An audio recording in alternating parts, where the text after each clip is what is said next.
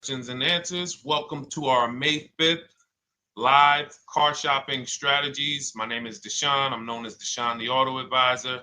And over the next 60 to 90 minutes, I'm going to be sharing what we call the cars from home philosophy, the way you can shop, get bids, make your car buying simple, empower yourself, and guarantee that you did not leave any money on the table. We're going to talk about a lot of things you may not be familiar with. We're going to talk about things you have not heard before. We're going to tear back some mindsets that the car business has programmed in us for their profit. And we're going to tear down those mindsets because they're costing us thousands and they're making the greediest dealers in this country thousands of dollars.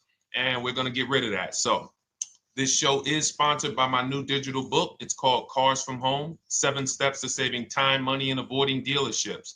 So I wrote that book to give you everything I know, everything I learned at Mercedes-Benz, at General Motors, running my own brokerage, and the hundreds of people, thousands now, that we've helped since 2021 to empower themselves in their car purchases. So part of my welcome offer to you is it's normally $97. You can get it for $24. That's my welcome offer for 30 minutes, anytime during the broadcast. As we go, you can get yours in my TikTok bio, in my Instagram bio, the YouTube comments, and the Facebook comments. It's a 75% off discount as part of my welcome offer for those of you who take action. And you'll have everything we teach here for the rest of your life. And you'll be able to move the same way you're going to hear me move and the way a lot of people I'm going to show you guys are moving. So no questions off limits. Feel free to start typing your questions. We are live on Instagram, TikTok. Hang on. I got Instagram up here. My man Dolan is moderating, so we're going to try to pull in every single one of your questions. Again, this is our May 5th live. We are live. It is Monday, so let's get to the questions. Okay, we got some coming in already on TikTok, Dolan. I see it is what it is. I'm just going to pull that one. I need to do one on shady mechanic shops. You should. If that's your area of expertise, the public needs to know from someone who's an insider what is going on in mechanic shops. I'm sure they get a lot of value. If you guys want, it is what it is to launch a channel teaching people how to avoid shady mechanic sites, type ones in the chat so he can know that he should go ahead and do that. Or she. I can't see if you're a man or woman. But let's get some questions going. Yasoy Tommy, I see you on TikTok. Interested in leasing, but I know I will go over the mileage. I drive a lot. Well, here's what you do. Give you an example. I'm leasing right now. I've never needed more than a 15,000 mile per year lease. So all of my leases have been 12,000 miles. I've never needed more than a 15,000 mile per year lease. Now, sometimes, that was because my family worked a little further from where we lived. We got a 15,000 mile per year lease, but most of the time I'm getting 12 because that's what I need. That's what I use. Now I'm paying $499 a month for this $55,000 Infinity truck. I got a 1% lease on it. I got my bids, the way we teach at Cars from Home. We're big on multiple offers. That's the only way you're going to save the big money and guarantee you got all the money is to get multiple bids. We teach you how to do that. You can do it by phone too. If you want to try to do it by phone, God bless you. We do it through email. We do it through emails and templates, and that's what we do. But I'm paying $499 a month for 12,000 miles. Now, let's just say I needed 15,000 miles. I would have bumped that lease up, and instead of $499, I'd be paying probably $30 more. So call it $530. Now, let's say I'm a high mileage driver at 20,000 miles. That instead of $530, I would probably be paying $620. And there I got my 20,000 miles per year. So the key is, and this is what you'll hear, people will blame the leases for not understanding that they choose the mileage. The mileage is not selected for you unless you go into a dealer and say, hey, work me up a lease. And then they're going to choose the mileage, probably give you 10,000 miles per year, and then try to close you on that. But that's not the way we shop. We're going to shop and we're going to adjust our miles based on what we need. So if I needed 20,000 miles per year, I would probably be paying $620 instead of $499. If I needed 25,000 miles per year, I would probably be paying $680. So I'm just paying, we get what we need and we enjoy our leases. because when we buy these cars and we drive ridiculous miles, we depreciate our cars, we destroy the value, and then we still have a loan on it in a lot of cases for a vehicle that we have destroyed the value in because we put 60,000 miles on it in 3 years. So our loan is moving very slow, but our vehicle's value is dropping through the ground very fast, which is typically how we end up with $15,000, $20,000, $25,000 in negative equity. I used to see it all the time in dealerships, especially when I was in when Uber took off. When Uber took off, year later, 2 years later, 3 years later, we had tons of people coming in with Hondas, coming in with various cars that had 200,000 miles on them, but they still had 3 and 4 year loans left. And, that's just a recipe for disaster. That's a recipe for disaster. So you should not be leasing, though, if you keep your cars 8 years. Some of you familiar with the 8-year rule, you understand. Everyone should not be leasing. I want to make that clear. Some people say, Deshone, you believe everyone should be leasing? No, I don't. If you are not keeping your cars 8 years, then you should be shopping for below market leases. Don't forget those 2 words, below market leases. Because if you're paying what everyone else is paying for their leases, it's not going to make sense. Some of these strategies are not going to make sense. You need to be getting below market leases. And the way we do that is to comparison shop, get multiple offers from dealers, have them compete for our business, and then we get these leases that no one else can get. Great question. So what if I go over 20,000 miles? What do you recommend doing? You choose your mileage wisely. In my book, I have a section called Choosing Your Mileage Wisely. The whole key with leasing is to scope out the mileage you're going to use, and that's what you shop for. If you know you're going to do 25,000 miles that year, you would do 25,000 miles on your lease. But you don't shop this way. We always shop with 12. A problem with leasing is once again, you go into the dealership, you say, work me up a lease. They're going to work you up what they want. They're going to say, hey, put 5,000 down. Who's had that happen? You go and you look for a lease and they tell you how much money you need to put down. Type me if you've had that happen. And again, welcome to everybody. This is our May 5th live. It's Monday, May 5th. Whether you're watching this today or you're watching this later today, because we will be rerunning this for those who couldn't make the show. Tell your friend they can catch it on our channels. But this is our live show. We're live every single Monday through Thursday at 12 noon. So you'll see people who will go and get blessed transition. You've had this happen. This is what you go in. They work you up a lease. Here, you need 3,000 down. Yeah, you need 3,000 plus your taxes and fees. What do you want to do? So that's them customizing our leases. We never want to do this. We want to customize our lease and run it like this, a template. All your leases you get with, ready? 12,000 miles per year. First month's payment only due at signing. That's it. 12,000 miles per year. First month's payment only due at signing. That is how you shop all of your lease offers, because this allows you to now use the 1% rule, which I didn't create. A lot of lease savvy people know about the 1% rule, where your MSRP, I'm going to just show an example of an MSRP, the price on the window sticker. Every lease is going to be brand new, guys, or either close to it. The price on the window sticker is the price we go by, the MSRP, and we're going to divide our monthly payment into the MSRP. And once we get that, the number, that's going to tell us if we got a 1% lease, if we got a 1.5% lease, if we got a 1.8% lease. And what we did was I created the 1.5% rule to know we were overpaying for leases. You don't have value when you lease something over 1.5%. But let's keep it to the point. The point is you're shopping all your leases, first month's payment due at signing, 12,000 miles per year, and then you're using the 1% to 1.5% rule to gauge the value.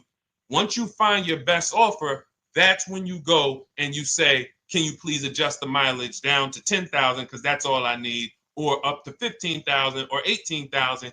You shop your offers with 12. You find your best offer concerning what value is, 1%, 1.2%, 1.4%. You lock that up, and then you tell them, show me what the payment will be with 20,000 miles per year or 15,000 miles per year. That's going to keep you from walking into these 80% dealers which are never going to give you a below market deal. When they drop their prices, they're never going to drop low enough to beat their competition. That's why their name of the game is them keeping you from checking their competition. And then you avoid these people, you find those deals, and then you adjust the mileage with that dealer. But choosing your mileage is very important with a lease. And that's why you should take 5 minutes, 10 minutes, tally up your lifestyle over the next 3 years, and you choose your mileage that you need. Great question. Let's go, Dolan. I'm getting married today. Congratulations to Ash on Facebook, everybody. Ash is getting married today. Congratulations. May God bless you with a healthy, lifelong marriage. Hallelujah. All right. Angel on YouTube says, can I lease for 36 months, then purchase to have a lower payment instead of buying at a higher payment? Now, what he's asking or she's asking is, I want this new car, but if I buy the new car, then I'm going to have to pay for the new car, in which case it's too unaffordable. So can I lease it first and then buy the difference at the end? Yes, you can.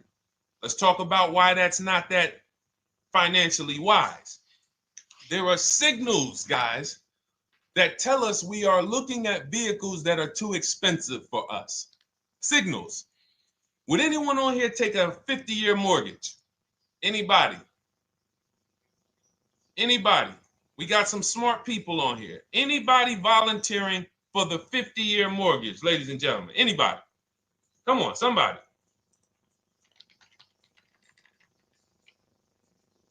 No, why not? Why not? Why is everybody saying no to the 50-year mortgage? Because we know it's ingrained in us that a 50-year mortgage on a house means we can't afford that house, right? Same thing with cars. There's signals. And so when we cannot finance a brand new car and it's affordable, what should we be doing?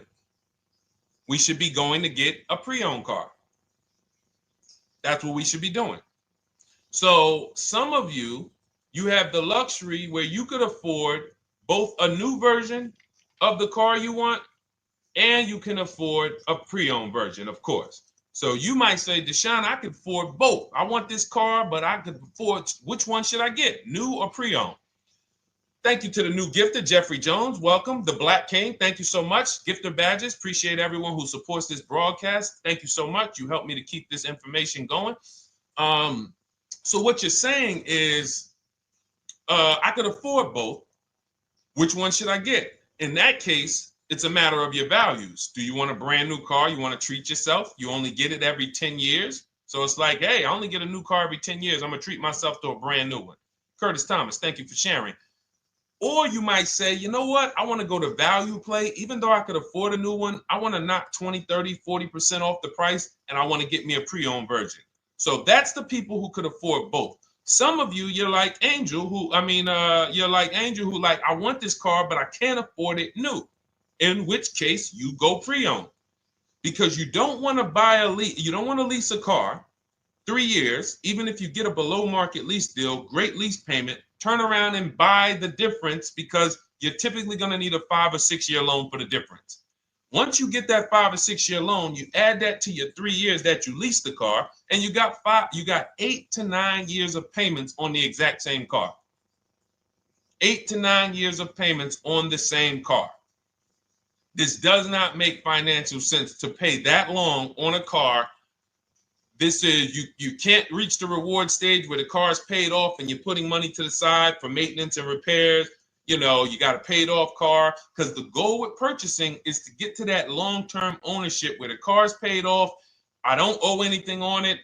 You know, I got a couple $100 I put to the side for maintenance and upkeep, but that's all. That car is paid off. I can keep that thing for 15 years. I can pass it down to my son, my daughter. We got an extra car in the family. That is the value of purchasing.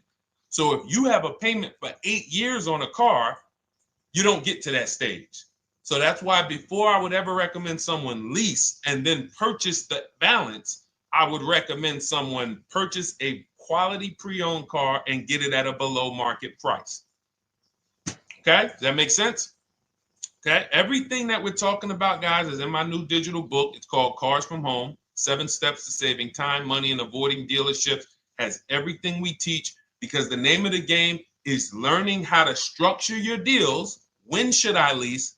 When should I purchase? And then once you have your structure, getting bids on everything to make sure you don't leave any money on the table. When you get bids on everything, you're never going to lose any money on your trade-in, because you didn't just get one offer on your trade-in, you got bids. You're never going to overpay for your interest rate, because you didn't get one offer on your loan, you got bids. You're never going to overpay for the new car or the used car you're buying, because you didn't get one offer on it, you got bids. And that empowers you to control the transaction. That is what we teach. That's in my new digital book, step by step. You can get your copy for 75% off, normally $97, but it's part of our welcome offer for 30 minutes. You got it in my TikTok bio, Instagram bio, YouTube comments, or the Facebook comments for $24. Okay, enjoy it, use it. All right, let's keep it going. I need to buy a car. I want to know how to buy the advertised new the new SUV vehicle for under $10,000 or even under $20,000. I don't really understand the question. Let me read it again. I need to buy a car, and I want to know how to buy the advertised new vehicle for under $10,000 or even under $20,000. Are you saying that's the discount you're looking for, or are you saying that is my budget?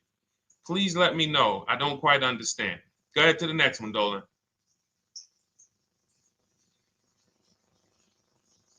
All right. If the Carfax report only has service maintenance, is it okay to purchase? Okay, so all right, this is a great question, guys. This is about used cars. Who's going to be shopping for a used car in the next year? Type the letter U.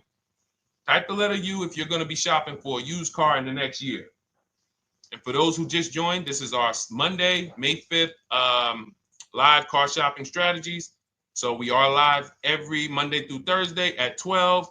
And for those of you who are watching the rebroadcast later in the day, you can, you'll get your questions answered. Somebody might ask a similar question, or you can join us Monday through Thursday at 12 live.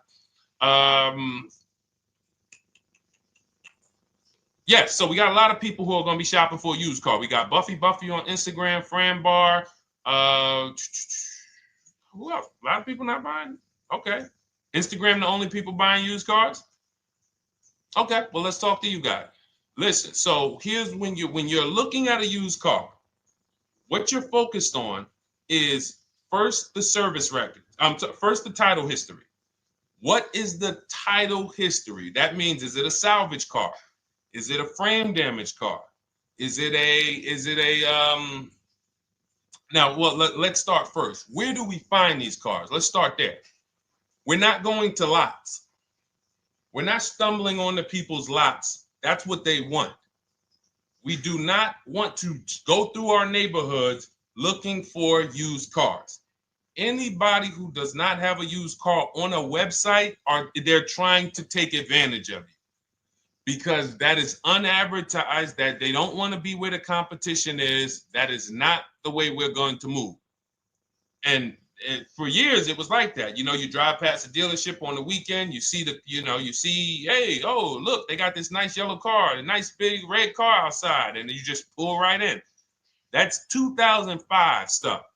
Now, every used car, we need to be able to compare it to the whole market, which means we need to see it on a website, on a marketplace. So we're opening up, this is called my multiple marketplace strategy. We are opening up, and some of you are going to need a pen if you're going to really, or unless you're going to watch the rebroadcast, because I'm running stuff past you that, you're trying to buy a $30,000, $50,000, $100,000 car. We're not talking about how you're going to get a couple things from Amazon and, set up a little home studio for $2,000. We're talking about the second most expensive purchase most of you are going to make. So it's understand that you're going to need to focus in order to get the most out of what we're talking about. So we're going to go to the marketplaces. The marketplaces are Carvana. They sell their own inventory. CarMax, they sell their own used car inventory. Driveway, they sell their own used car inventory. We're going to go to now dealerships. AutoNation, they sell other people's, they sell their own. They buy and they relist it on their website. But then you have Car Gurus, you have Carfax, you have Kelly's Blue Book, no, not Kelly's Blue Book. You have Auto Trader, Car Gurus. So we're going to all these marketplaces, we open them right up in one tab. So now what we're doing is we're putting in our criteria, and what we want to do, we want to go 100 miles out. Even if you're not willing to drive 100 miles out, you want to see what the whole market looks like within 100 miles. So now, if you know what you can afford, then you can put in your price criteria. I have a tool that I created. It's called the Perfect Budget Calculator. Some people who have my book, you've used it, where you put in your down payment preferred, you put in your interest rate, you put in any equity from your old car, and it tells you, because what you tend to miss is the fees. That's what you tend to miss. So if you're not using this calculator that we created, you want to add another $2,000 or so, because you got to factor in the fees in that budget. Some of you go out and say, man, I think I could afford $30,000. Then when you find your car, they bump you up to $33,000 because you didn't factor in the taxes and fees. So this calculator does it for you in my book, and everything we use the Perfect Budget Calculator. But if you're not using it, just estimate another, a little higher. Now you put all of that into the marketplaces. Now you're looking for what the inventory is. Now, here's the reason why you must open up all these marketplaces. First reason, they have different cars on them. Carvana and CarMax has different cars than Car Gurus, Cars.com, Auto Trader. There's different cars on them. Another reason we need to open it up is because sometimes you'll see one car here on Car Gurus for $31,000, and then you'll see that on Auto Trader, they marked it down $2,000, it's $29,000. And you're like, wait, why the heck is it lower? This is the same car. Well, it could be because this marketplace got the notification first to lower the price, and maybe this one takes a little longer to see that, oh, maybe that takes 24 hours before their updates take effect. So that's why you want to open up all these marketplaces. Now you're narrowing this down first based on your color choices, what options you want, your models, and now we're starting to narrow this thing down. So we're narrowing it down. Now we start to look at the history of these cars. This is the best way to start narrowing down your used car search. Let's now dive into the history. I need the Carfax. Now, some of these websites will give you a free Carfax. Some of them will try to make you buy a Carfax. Now, I'm going to give you one of the secret strategies that we've been using for years in my book, and I'll tell you it right now. It is how we get free Carfaxes, because when we get to most vehicles, you guys, for those of you who are just meeting me, I worked in Mercedes-Benz for 5 years and General Motors for 5 years, and I ran my own brokerage. I started it in 2016, and I ran that while I worked at the car dealership. So I have a lot of experience and have seen a lot, and that's why I'm able to teach these things. I also love numbers. But one of the things that I know is almost every dealership has a contract with Carfax. So every dealership, we pay Carfax already. So what we're able to do is when we list our inventory on our websites, we're able to list the Carfax with it. We're able to provide that free of charge. But when we pay Auto Trader or Cars.com or Car Gurus, we are not able to actually push our Carfax to that marketplace. But if you come to our website and you find the vehicle on our website, most times you will find the Carfax for free. That is what we have been doing for years. So that now we have the Carfax, because the Carfax is the only way we can see those service records right now, because we've already narrowed it down based on, first thing we're doing is we're looking at title history, frame damage, salvage title, rebuilt title, total loss. That's the type of vehicle. The next thing we're doing to narrow it down, which is where many of you get in trouble, is you're looking at the service records. Skipping service records, buying used cars without seeing service records is disaster. The biggest indicator on if a vehicle was taken care of is what is on those service records. And if you can't see those service records, then I would not buy the car. Somebody say, oh, I'm changing the oil myself. If you don't have proof that you have changed the oil yourself, I cannot see it. I cannot see that you have maintenance this car, and that's a turnoff for me. Because now when you drive that car a year later, 2 years later, things start happening. You have no one to blame but yourself.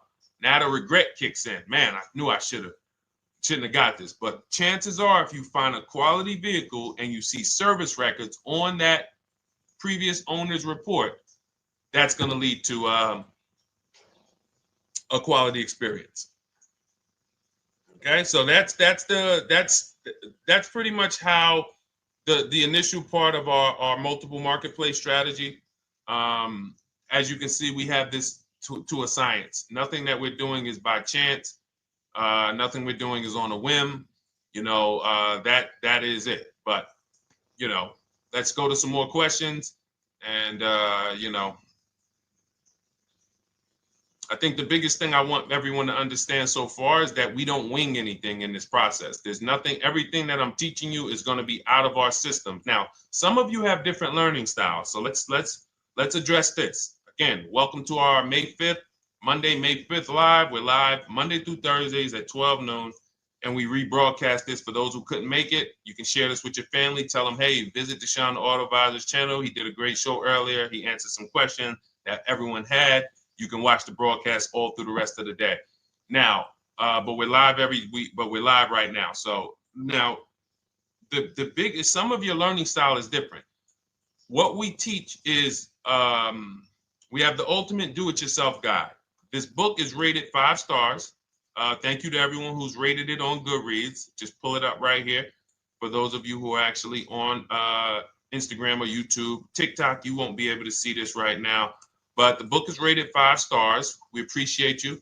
And this is the ultimate do-it-yourself guide, whether you're new cars, used cars, leases, bad credit, how to make banks bid for your financing, high mileage driving. It's all in there, step by step. And it's a digital book, so you don't have to wait for it.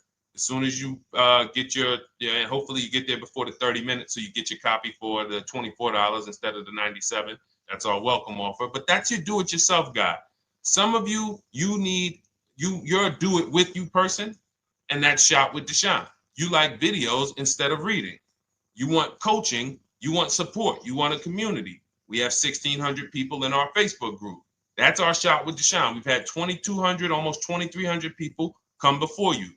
When you see me share people like Zafrina and like Melissa and Sheree, Ken, all of these people who are, they're showing their car deals that they got. Look, took me about 30 days. He went through, past Friday, locked down 2 vehicles, 2 Yukon 2025. Said he dropped sold the BMW. They dropped the price down to 70 grand. So they took off like 5,200 for him. These are all people who are in the Shop with Deshone. Their learning style is they prefer videos. They prefer, coaching with me. But again, it's the same information. So I want to be clear. It's just your learning style. So if you are like Deshone, give me the blueprint and I will run this thing. That you're going to be like the people who send, like Marie. Marie just wanted to let you know she got our book. Using the book, I saved over $13,000 off MSRP. Now, here's where the feelings get hurt. And this is not my intention. But some of you have these same vehicles that you're going to see me sharing that our people get. And when you see what they paid for them and what they're getting off of them, you're going to see, wow, I did not get that. I did not get that type of discount. So all of you who have this 2025 GLC coupe fully loaded, she said they took $13,000 off MSRP. She got her bids from home, got my payment to be hundreds lower per month, maintenance included, no money down.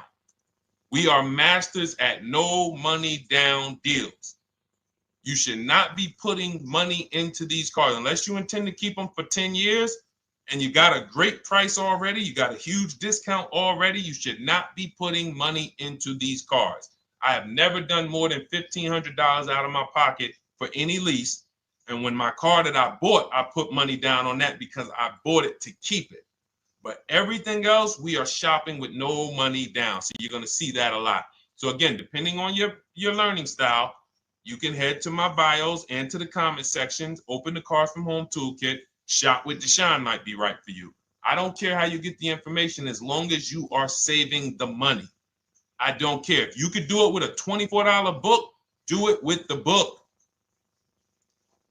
I would rather you say, man, this guy Deshone helped me. I bought his book. I got it on the sale because he did the welcome offer for $24. And man, I done got 4, 5, 6 cars using this thing. And all I paid was $24. Congratulations. I will celebrate that. I wish that for everyone, but that's not everyone's learning style. So, okay, Dolan, let's keep it going. I'm sure we got a lot more questions coming in. Molly from Facebook, great to see you. Needed to be here. Well, I'm glad. I just ordered a new vehicle last week, expected to arrive in 3 months. I need a breakdown of how to get out if the options they want, get out of the options they want to the MSRP. Well, first of all, what you want to do is you want to get bids now. You do not want to wait. Those of you, she's ordered a car. She's scheduled to be here in 3 months, and she has not locked in her pricing. Now, the reason when we order a car, we are always getting our bids first because the closer your car comes to arrival, the less leverage you have. They know once that car comes in there, she's been waiting for 3 months. She is not going to want to walk away from this car. She is not going to want to do this all over again.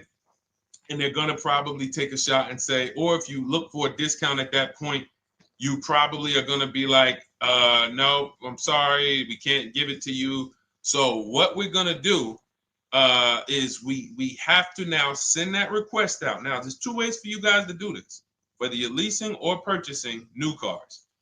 2 ways for you to do this. You can do it your way, which is calling around. Calling around, not going into dealers, calling around, ask for sales managers, try to get yourself at least 5 offers. Because the only way you're going to see how overpriced the offers are is to actually get multiple offers. So I'll give you an example. I'm showing you guys on the screen what a market report looks like. So we also have a division. We shop for people's new cars and their leases if they have good credit. So when you see, oh, I tried to pull it up. It's not loading. So what you're going to see, and some of you who've used our stuff, you can testify to this. There is a huge spread between the best price and the worst price. Huge spread. So in order for you to know you actually got the best price, you need to see 4 other offers that are higher. I'm going to say that again. Thank you to all the gifters on TikTok. Thank you, Jeffrey Jones. Appreciate it. You need to see other offers that are higher. So let's go back to my car. This dealer who won the bid for my Infinity truck saved me over $8,000. Now, he said to me when I was making the deal with him, he said he knew that I was not going to find a better offer because he had used a special coupon he had to apply towards the deal. He needed the deal that month, and that's why he won the bid. So he's able to take off $8,000. If I was purchasing, I would have got $8,000 off the price. But I leased it, so my lease payment was $499 a month with $1,270 down total. And $1,270, $499 of that was my first payment. So every other offer that I got, $560, $605, $640, $700, $750. That's how you know you did it right.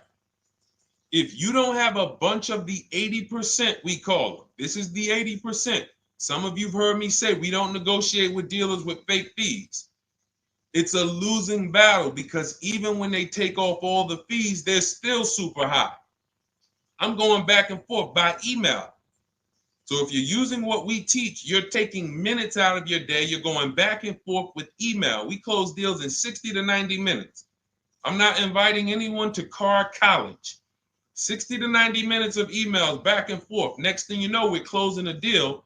But you're going to see, even after back and forth and telling the dealers through email, you can do it by phone. Hey, I'm shopping other dealers. Please make me your best offer. I have all the templates written. So when you're using our stuff, you don't even have to wonder what you're going to say. You just copy and paste our template.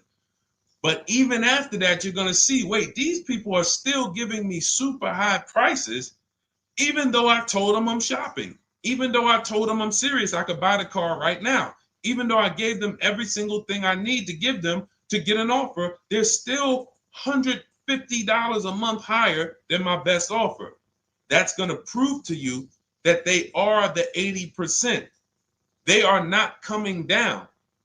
When they say this is our best deal to their customers walking inside, they're not lying. It is their best deal. It is not the best deal. It is their best deal. Their competition's best deal will blow their best deal away. And the only way you do that is by getting bids. So that's what you need to do, Molly. Take exactly what you're looking for. If you want to call around, call some sales managers and say, hey, listen, this is what I'm looking for. I put in an order, but I'm not dead set on the price yet. Haven't really gotten, I want someone to lock in a price for me. And hopefully you're purchasing, because if you're leasing, it's tough, because once that lease comes in, you do not know what the lease program is going to be. So if the lease program is bad, then you could find yourself jammed up. Now, here's what we try to do to prevent that. It's not always possible. Here's what we try to do. Once you have found the best dealer who's won the bid, now what you're going to do is say, based on this price that you're selling me the car for, can you give me a lease estimate now? So let's say I'm ordering this Infiniti. I shop around, I find a dealer who says, all right, Deshone, I'll place the order. I'll take $6,000 off list price for you if you do the business with me. Perfect. Can you give me a lease quote based on that now? I know this is not the vehicle. My vehicle's coming, but can I get some type of an estimate of what it would be? And then I look at that, and if it's affordable, now I place my order. But I'm not placing an order for a lease blind, not knowing what my payment's going to be when that car gets here. Okay? Does that make sense? I know I may be typing, this is heavy. That's why I told you guys, when you're here with us in car buying, below market car buying strategies, this is like short 60 to 90 minute master classes. This is not lives where I'm showing you how to make macaroni and cheese and turkey and like, okay, yeah, you got your music playing in the background. Hey, listen, all right, what I need? Oh, hand me the Sazon. No, you could do multiple things. This is heavy finance talk for 60 to 90 minutes, and it will change your life. And I just saw my girl, Lisa. Lisa, good to see you. Lisa's been, she's been learning from us and rocking with Cars from Home. Let me see. I'm glad you clarified, even if no money down on the lease, you still really have to give them the first month's amount. Yes, I don't know what I'm going to do yet, buy or lease. No matter, I'm learning lots and sharing with my peeps. Thank you, Lisa. Thank you. Now, technically, you don't have to give them the first month's payment either. What I do is our templates all involve shopping, first month payment due at signing. But if I wanted to, so let's say, for example, on this $499 a month lease I got on the Infiniti, and I'll actually will add this because I'm glad you said that. The lease that's your first month's payment, so it's not considered money down. It's considered your first month's payment because you're leasing, you're paying 36 months or 39 months. We don't do 4-year leases. We don't even do 3.5-year leases in most cases. We're not doing it. It's 36 months, 39 months. And if they have a really, really good program for 2 years, they will tell us about it. But we shop for 36 months. But you can tell that if I wanted to tell them, you know what, I want to do a straight sign and drive. I don't even want to give you the $499 for the first payment, which means you're asking them to pay the first payment, then it would have just been $500 going back into the cap cost, which would raise the payment probably with interest and taxes, maybe 15, 17 bucks, something like that. So if I truly wanted to bring nothing to the table, I can just have them to, cap the first month's payment. You can do that.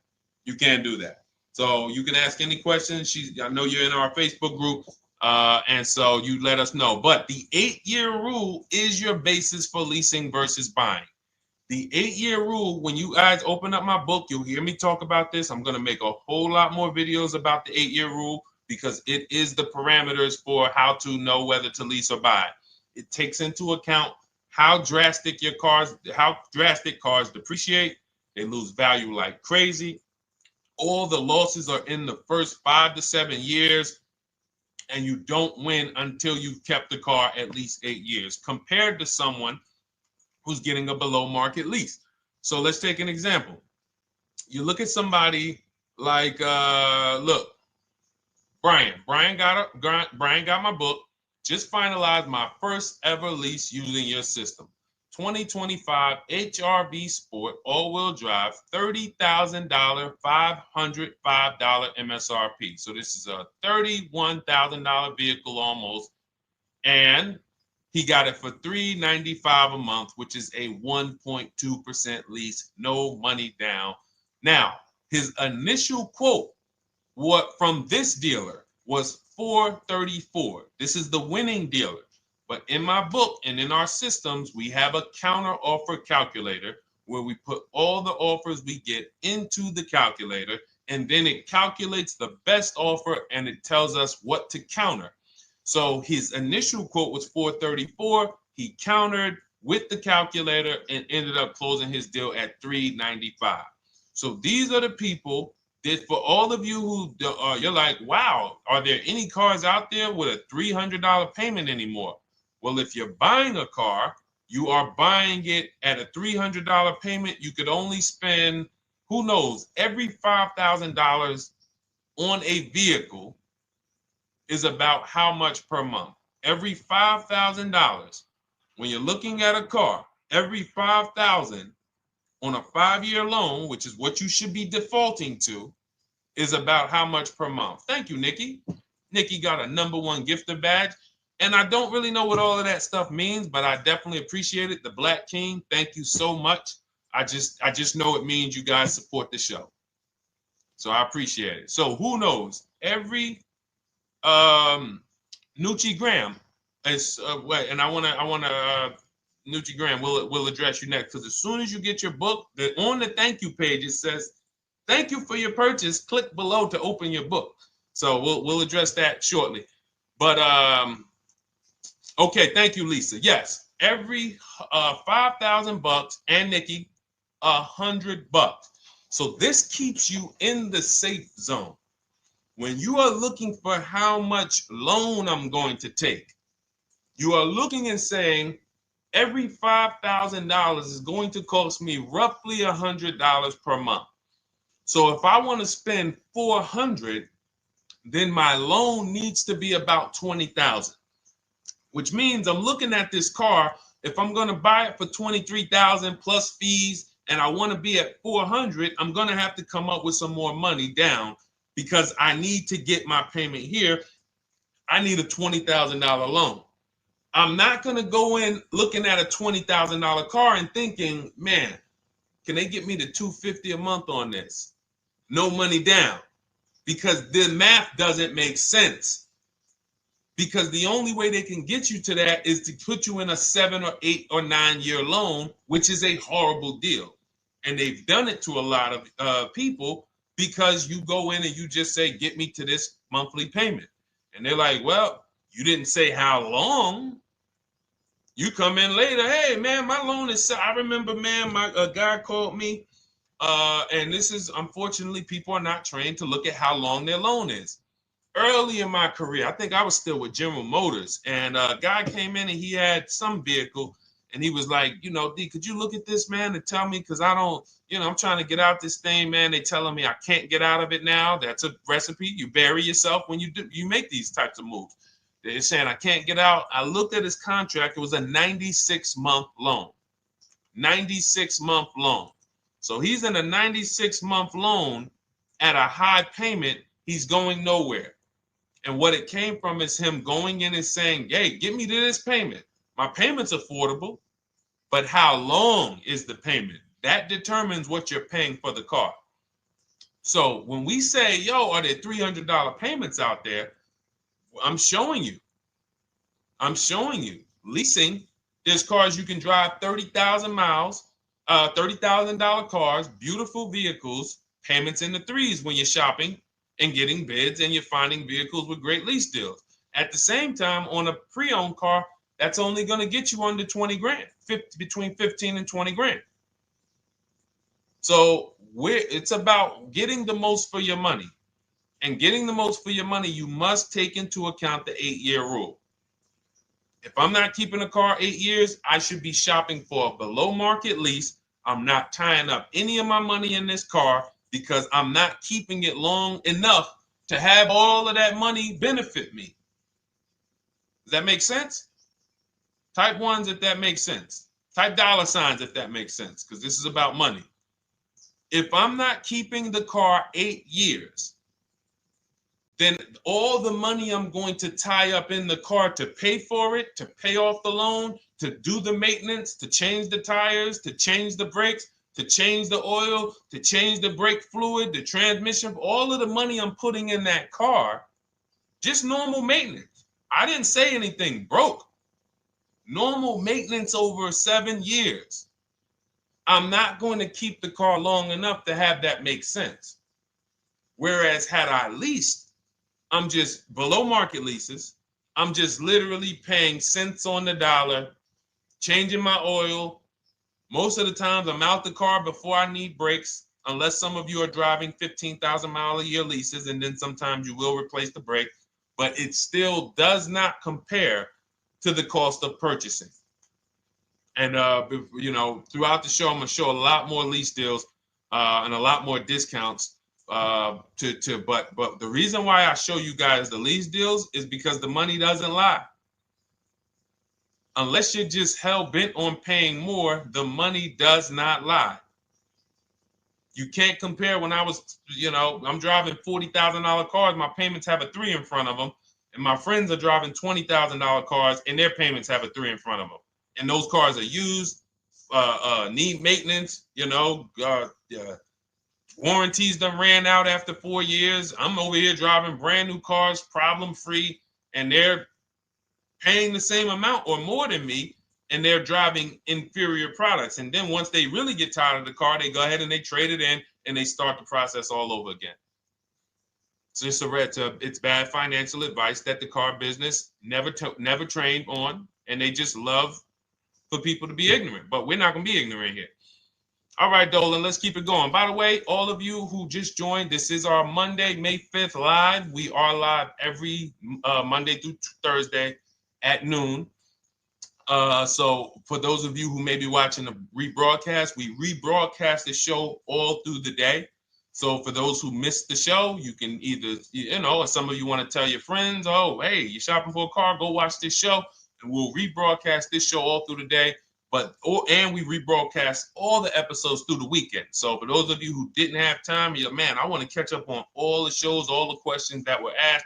We'll rebroadcast those through the weekend. But we are live every Monday through Thursday between 12 and usually 1:30. You can have your friends and family tap in. You can bring your questions, and we try to get to as many as we can. All right, Dolan, let's keep it moving. Let's get to some more. What are the companies for loans? Well, there's a lot of them. First thing you want to do is, so we teach something called the bank bidding war. This is a question, because here's my question to you guys.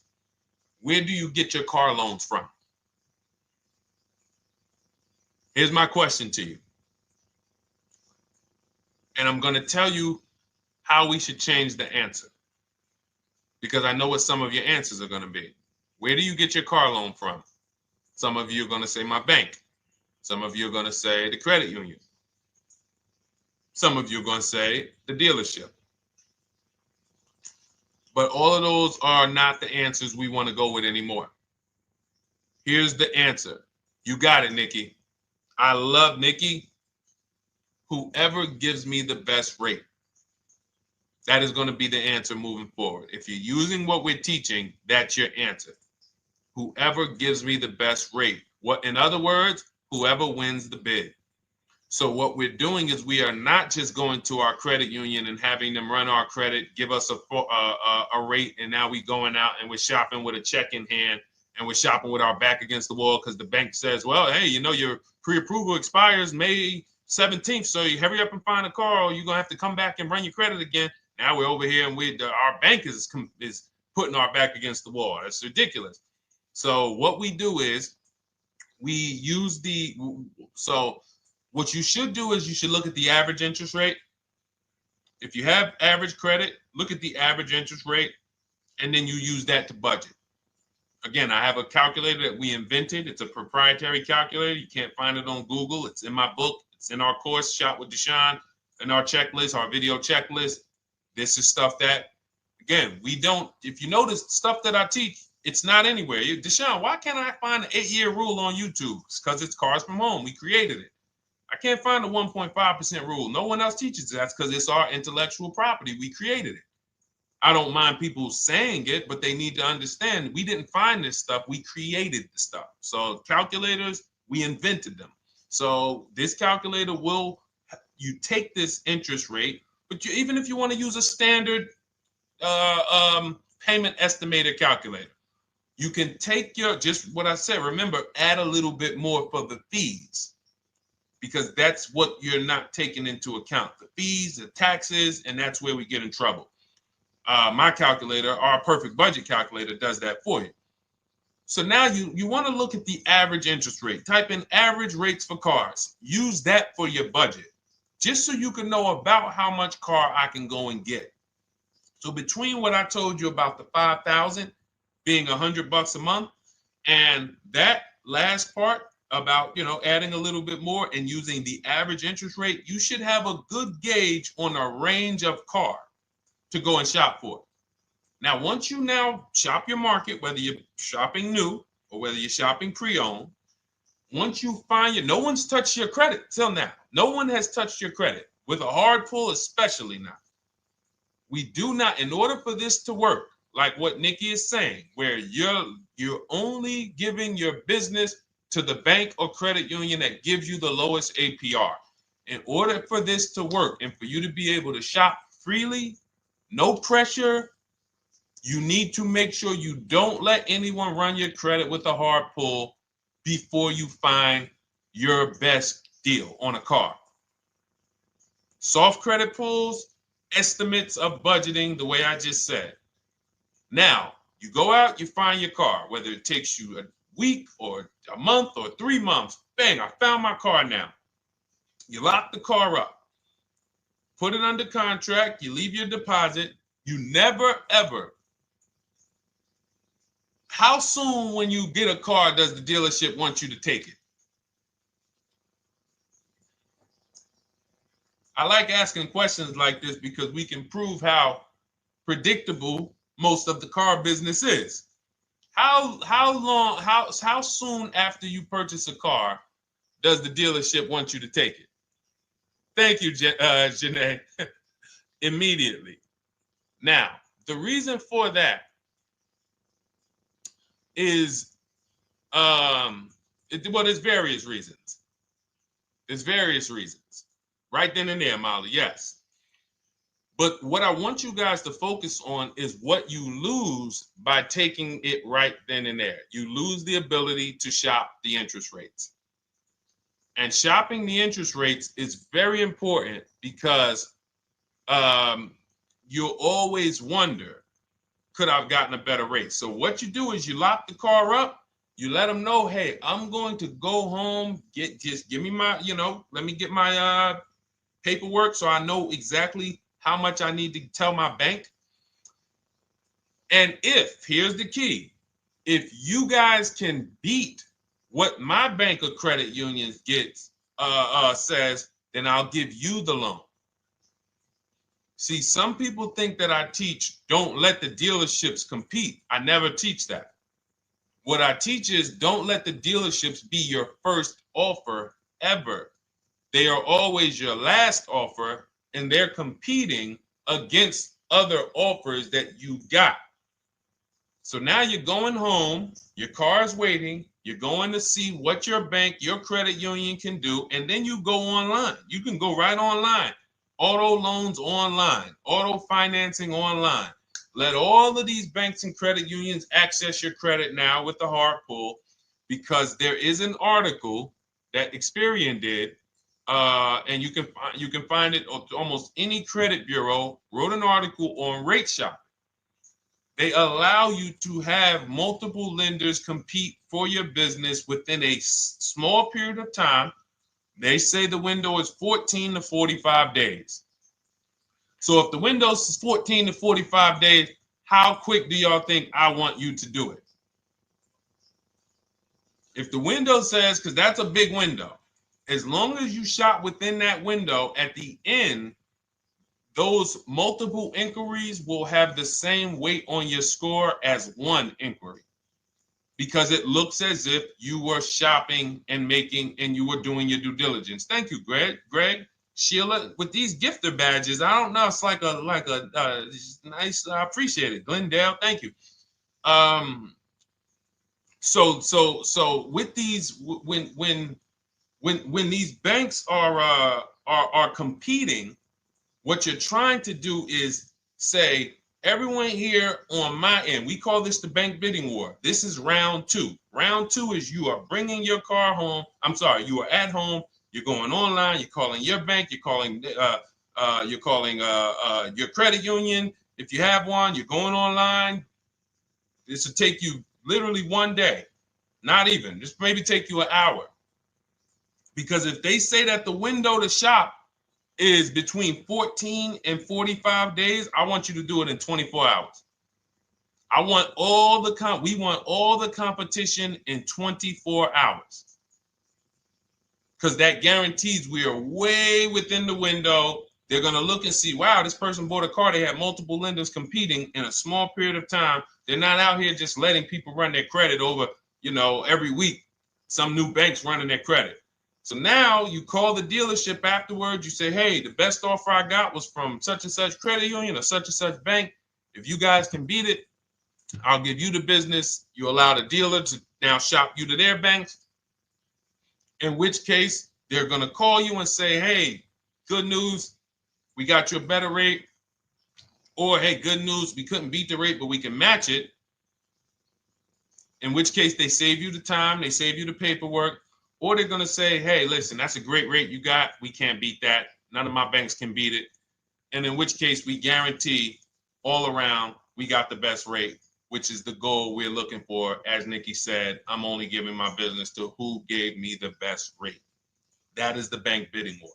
So when you get your digital book, Cars from Home, you'll get that in writing. We also have it in our Shop with Deshone video checklist for those of you who are more do-it-with-me types. Again, we're all about your learning style. And some of you just like, Deshone, I see you. Can you shop for us? What are these? I'm seeing a lot of you guys shop for people, new cars, new cars, leases only. And you have to have good credit. Your FICO scores need to be over 670, all of them. But if you don't, again, same result. We've been helping people get these results since 2021. And again, I am all about speed. These are short videos. The book is boom, action steps, action, action, action, action. I'm not trying to teach you everything about cars. I'm trying to walk you through a path, a 7-step path to get to the result you want all the time. Okay, I'm not taking you to car college. You're not going into the car business. You just need to know how to get the best deal. And that's what it's about, step by step.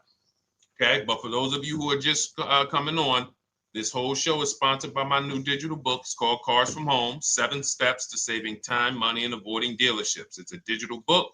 Everything we teach about new cars, used cars, leases, below market financing, high mileage driving tips, bad credit tips for those of you who have your credit is not going to qualify you for everything else we're talking about. You need specific strategy. We have that specifically for people with bad credit inside my book and inside Shop with Deshone. So that's why I never believe in one size fits all car buying advice, because all of you are in different situations. So how does somebody look saying, you all should do this? We're all in a different situation. I have a trade-in, he doesn't. He has a lease that's coming due, he doesn't. Oh, he has a lease that's coming due, he has equity in it, we need to help him get that equity out.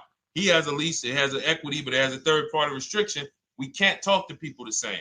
That's why everything we do is custom and letting you know, no matter what your situation is, it's very common to us. Very, very common.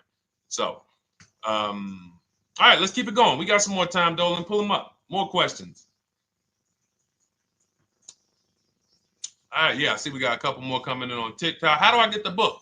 Well, the book is in my TikTok bio. In my Instagram bio, there's a website there. It's Cars from Home Toolkit. And then you'll see the welcome special for $24. So the book is normally $97, but as part of our welcome special, you got 30 minutes to get yours for $24. So you won't pay the $94. You get 75% off. We also have a link for you guys on Facebook and YouTube in the comment section so you can get your copy. And if you're going to spend a couple more minutes with us, I would appreciate if you share the broadcast with one person that you care about. So that can help. We can help get this information out, and we can help change lives. If you didn't receive your ebook, well, first of all, as soon as you purchase your book, you're going to see a thank you page. It says thank you. Screenshot this page, and then it says below. Click the link below to open your book. So you actually get the link to open it as soon as you make the purchase.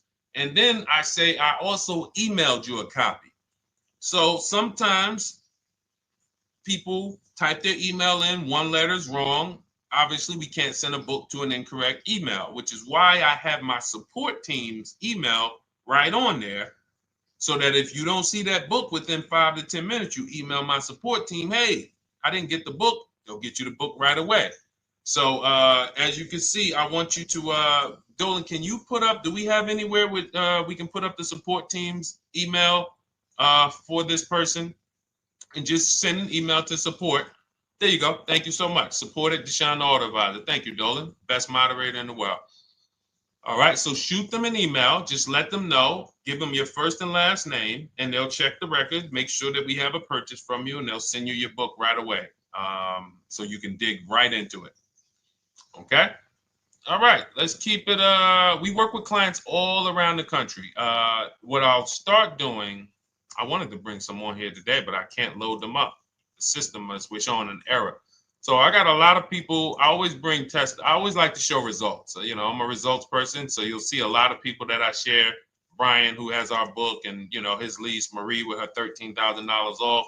All of these people made deals from home. They were not in a dealership negotiating this. You got, look, Frank, I bought your book, used your system, and just closed my deal and have positive results to report. I love when y'all email me, by the way. Like, please continue to do this. A caveat is I wanted a just released 2026 Genesis G70 Advanced, and there are no incentives. I could have gotten incentives on the 2025. However, I wanted the 2026, and I was willing to pay. So even with high demand cars, even with cars that are rare, this is the situation. I reached out to 20 dealers, and I received 9 offers for 36 months, 12,000 miles on a $58,000 MSRP. The initial offers range from $1049 to $901, with everything in between. I counter offered using the calculator that we have, and closed the deal at $815 on a $58,000 MSRP. That's a 1.4% deal. Now, mind you, that on a vehicle on a 2026 with no incentives, which means every bit of that was the dealer taking off money for him. He probably had to get at least $5-6 grand off to have that deal come in the 8s, when other dealers were quoting him 9 up to 10 and, you know, mid $1,000 range. So, you know, but so I show the book testimonials. I show my Shop with Deshone testimonials. But I want to start bringing these market reports so you guys could actually see that's our team shopping all around the country. And that allows us to stay, we're able to just stay on top of the market, like from state to state. It proves like this stuff is not, oh, if you're in New Jersey, the deals are better. Hey, if you're in Florida, the deals are better. If it's California, we don't have deals out here. All of this stuff is not true.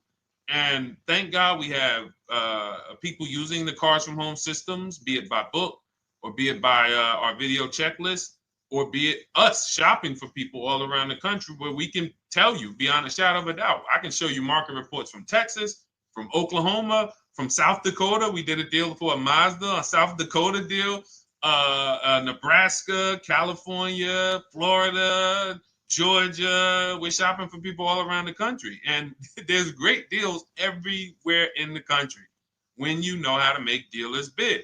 Because you're always going to find that 20% dealer who just wants to beat their competition.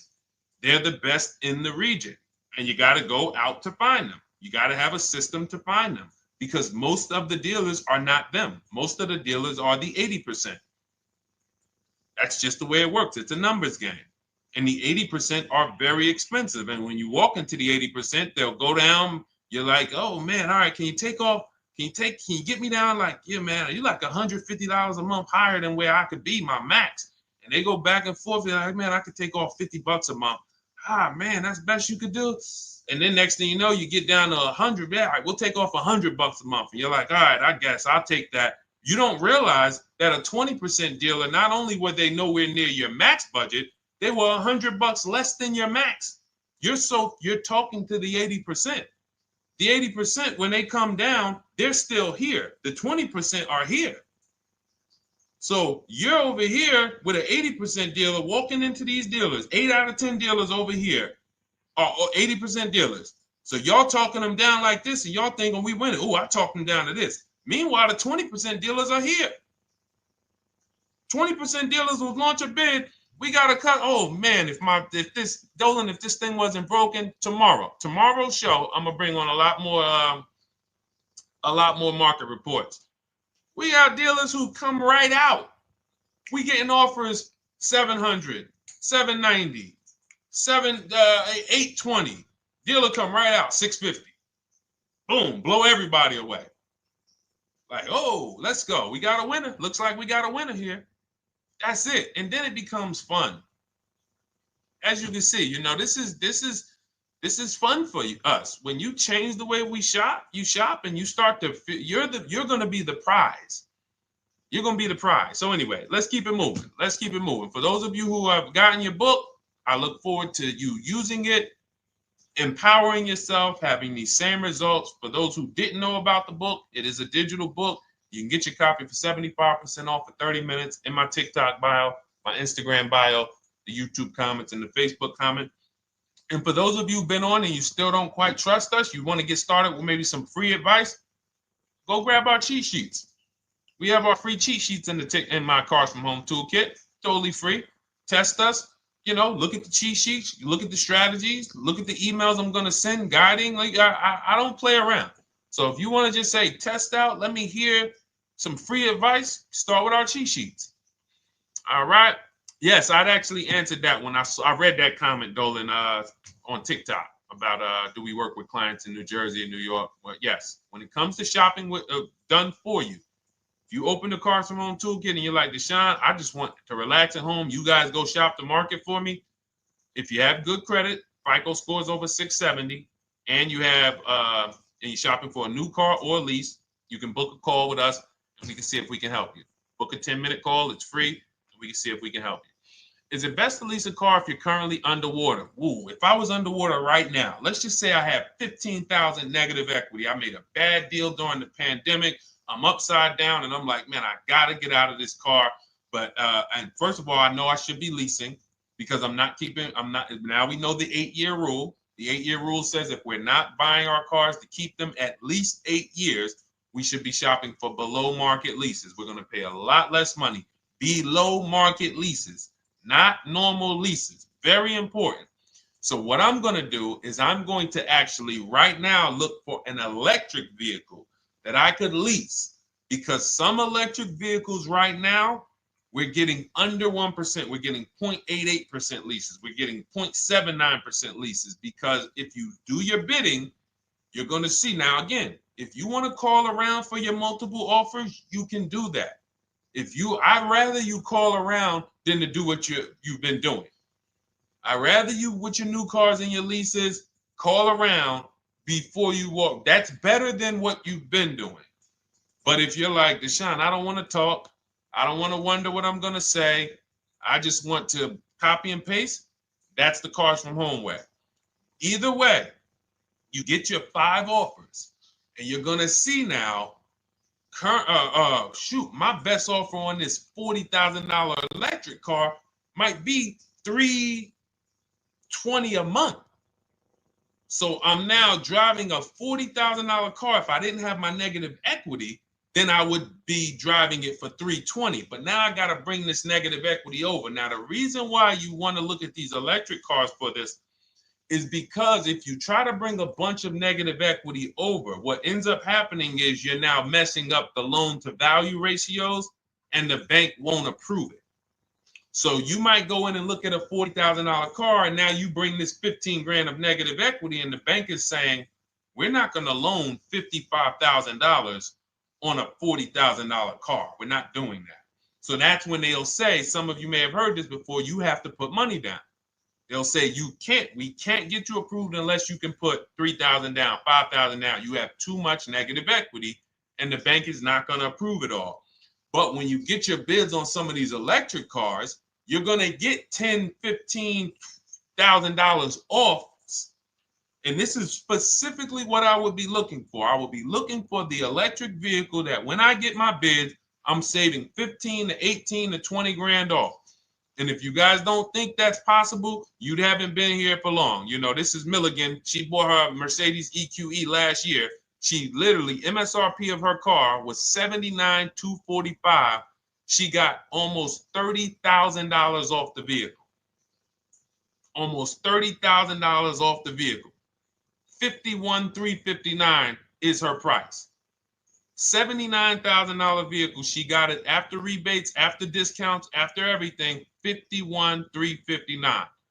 So you take a vehicle that you can get a huge amount of money off, then you bring your negative equity over. So now that payment goes from $320. Yes, it might go up to $575 or $600 even. But I know I'm in a nice car now. I'm in a brand new car, and after 3 years, I'm done with that negative equity. So that's what I would be doing. And if God forbid the car gets totaled while you're driving, you're out of the negative equity in a lease. So if I rolled that negative equity, 15 grand over to this car, now I'm driving it. Boom. All right, I got this electric car. I'm out of the negative equity.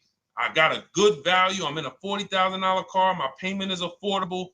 Now I'm driving. Oh, shoot, car gets totaled. I'm out. I can go get me another car now. I can go and get the same exact car, but I can get it for $320 now. So, you know, that actually is the reason why people commit insurance fraud and total their cars or get them stolen intentionally. But no, that's just something to keep in mind. Something to keep in mind. Because most of you, when you start leasing, you're going to see that was my reason for negative equity. That was my reason I kept having negative equity, is because I wasn't leasing. And that was the reason I was paying more money for cars than I should have, because I wasn't leasing. And again, the key is getting below market leases. You walk into a dealership and say, work me up a lease, you're not going to have these payments that, you know, we're talking about here. It has to be below market leases. That comes through multiple offers. Only way. All right, let's keep it going. A lot more questions. No gap then. Is that your first time leasing? Well, no, we'll get to that. I see it's a little conversation happening on TikTok over here. By the way, everyone, this is our Monday, May 5th live. We're live Monday through Thursday. Tell your friends, please. I would love for those of you who are going to keep joining us to see some friends tomorrow, family members tomorrow, co-workers. When you are at work, when you're talking to people, if they say they're car shopping, I would love for you to invite them to our live shows Monday through Thursday at 12. And if they couldn't make the show, we will rebroadcast each episode for the rest of the day. So after today, after we end the show, if you guys want to refresh on some things or you want to whatever, you want to send people, we will rebroadcast this episode for the rest of the day. And then on the weekends, we put together a weekly compilation. We broadcast them all just for the people who couldn't make the live shows. But every Monday through Thursday, we are here. And yes, happy Cinco de Mayo to you too, Nikki, and to everyone who celebrates. All right, what do you think about waiting till December month, mid-month to buy a vehicle? I do not. Dealers need cars to sell before that. It's a myth. All right, we're going to dispel a myth, okay? When have we been taught that the best time to buy a car is? Thank you to everyone running up the likes on TikTok. We're at 3,400 likes. Every time you hear something you like, you double tap the screen. That makes a big difference. It sends a message to TikTok that we're doing something good over here. Okay, end of the month. Yes, sweet now. End of the month. So we're gonna peel, like I told you guys when we started the broadcast, right? We are gonna, yes, Molly, last day of the month, right? So this is what we have been taught. Last day of the month, come on in. That's where your deals are, right? Let's look at this logically. As a former car salesperson, the times where where I saw the dealer or myself being the most desperate was the times where we did not have a lot of customers. Sometimes you look up, it's the 10th of the month. They call us into a sales meeting. They say, hey, guys, we got to sell 200 new cars this month. We are only at 40. We are way behind. We are tracking way behind. Call anyone you know who's a real customer. We are entertaining every reasonable offer. Now, you've been taught there's a group of people that we know are coming at the end of the month. There's a group of people that we know that last weekend they're going to rush. But there's no desperation there from us because we know they're coming. So we look and say, I'm much more desperate at various times throughout the month than I will be at the end of the month. Because think about it. Every time you go into the dealership at the end of the month, is it dead or busy? You go into the dealership most of the time at the end of the month, is it dead or busy?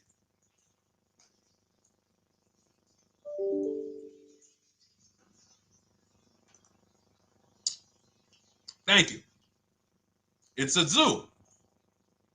It's a zoo. Customers everywhere. That means all the car salesmen are not worried about making a deal.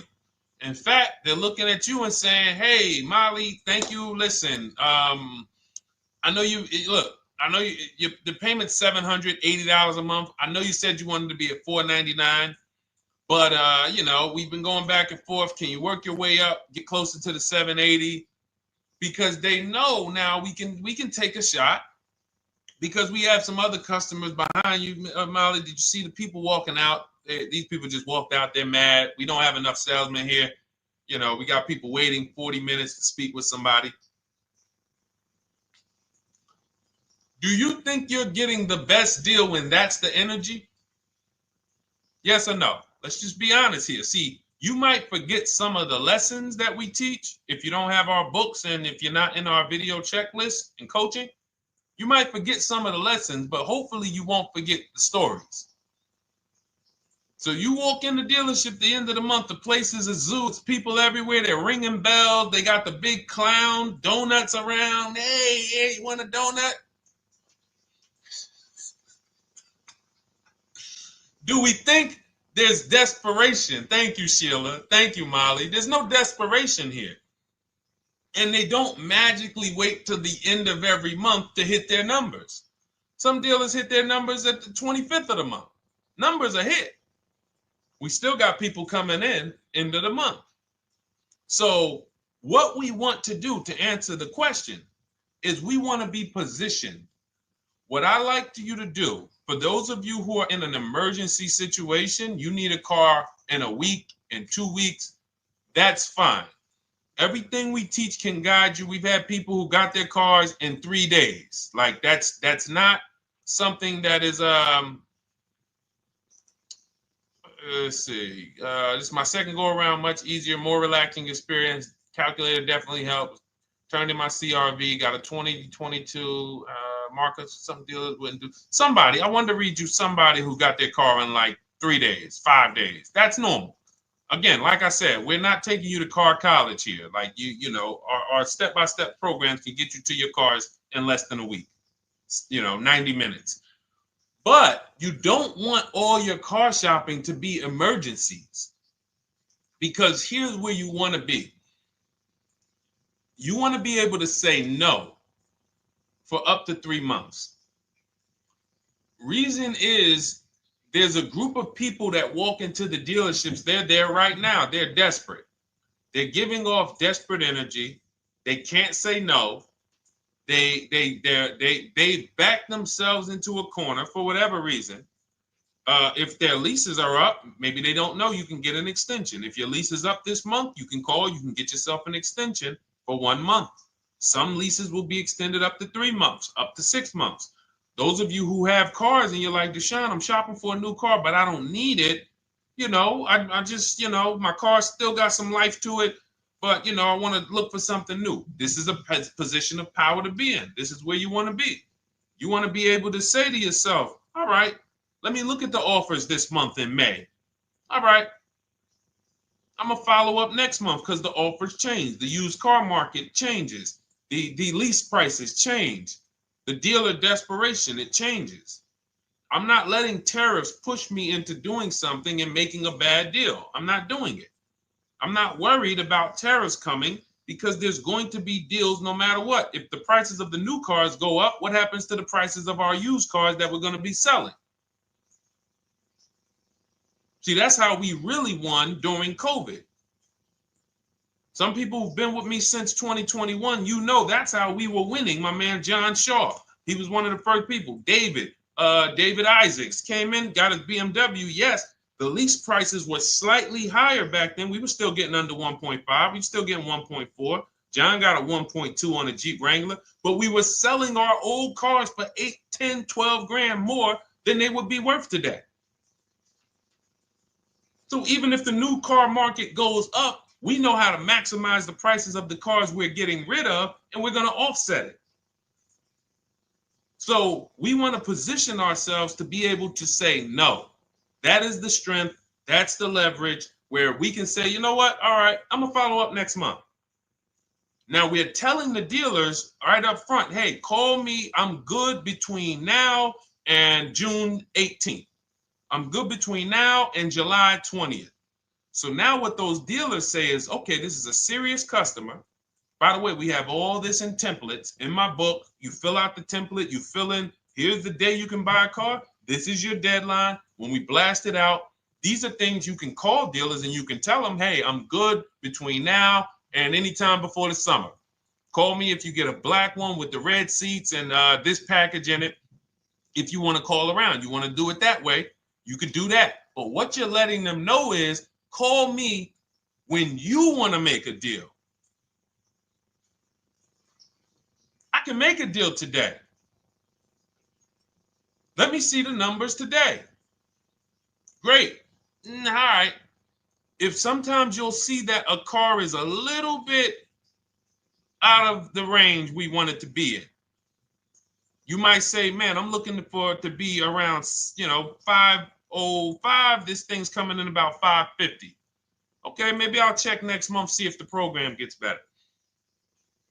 You might say, all right, dealers are saying to some of you shopping for cars that maybe every dealer is not going to have it. When you reach out to the dealers, only 5, 6 dealers have it. But they say, hey, I got something coming in May. I got something coming end of May, June. Is that good for you? See, they're desperate customers. They can't say yes to that because they back themselves into a corner. But you guys now operating with a 90-day shopping cycle. If a deal comes today, I'm jumping on it. But if you got something coming next month, I'm jumping on that. Call me when you're desperate. Call me when y'all have that meeting. Hey guys, we're way behind. Listen, we need a deal. I'll take any deal right now. Hey, is that person that Sheila McCauley, you know, that last month, her number, we couldn't make that deal last month. Did she get a call yet? Hey Sheila, did you get a call yet? No, I'm still waiting. Okay, great. We can get to your number now. Perfect. Thank you. Positioned. So we want you to be positioned when you use what we teach, whether it's the Cars from Home digital book, whether it's the Shop with Deshone. For those of you who are like, Deshone, let's do this together. I want the checklist videos. I want coaching. I want to be able to pop into the Facebook group, ask around. We can't give you that for $24. No author can give you the support. I got tons of books. Dare to Be a Man, In His Steps, Tony Robbins' book. None of these authors can give me support for the price I paid for their book. That just can't happen. But some of you are like, you know what? This is a big investment. I want to make sure I have access to, you know, systems for life. That's the Shop with Deshone done for you video checklist. And then you got coaching direct with me in our Zoom calls every first and third Wednesday. Twice a month we do. And then we got our private Facebook group with 1,600 people. And then some of them are sharp as me. I'm telling you, let's look at, you know, y'all know I brag about Rosalie. If you like Rosalie, if girl got 4 cars in within a year, you know. Her first car was the Infinity. She got her Infinity truck. And I was sharing her a lot last year when she got her Infinity QX60, but she recently shared that she got 3 vehicles. And hold on, where is she at? I just had her up. So this is the people that's in the group.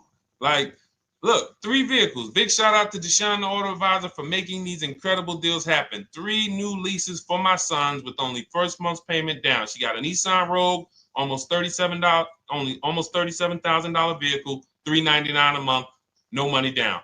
Mazda CX-30 Sport, $28,000 vehicle, $28,300, $339 a month. That's a 1.2% lease.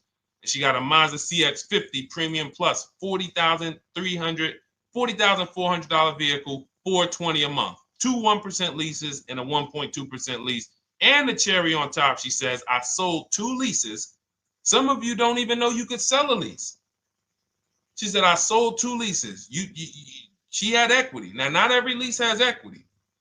But if 8 out of 10 leases don't have equity, then 2 out of 10 do. So if you've just been dropping your leases off at the dealership, hey, here's my old lease. Let me get the new one. Hey, here's my old lease. And you have not assessed the equity. Could there be equity in it? Imagine how much money you've left on the table. Imagine how much, wow, I didn't even know you could sell leases. She sold 2 leases, 2 2021 Elantras, walked away with $6,737 in equity. Deshone, I could not have done this without you. Your program is a game changer. So this is what we want.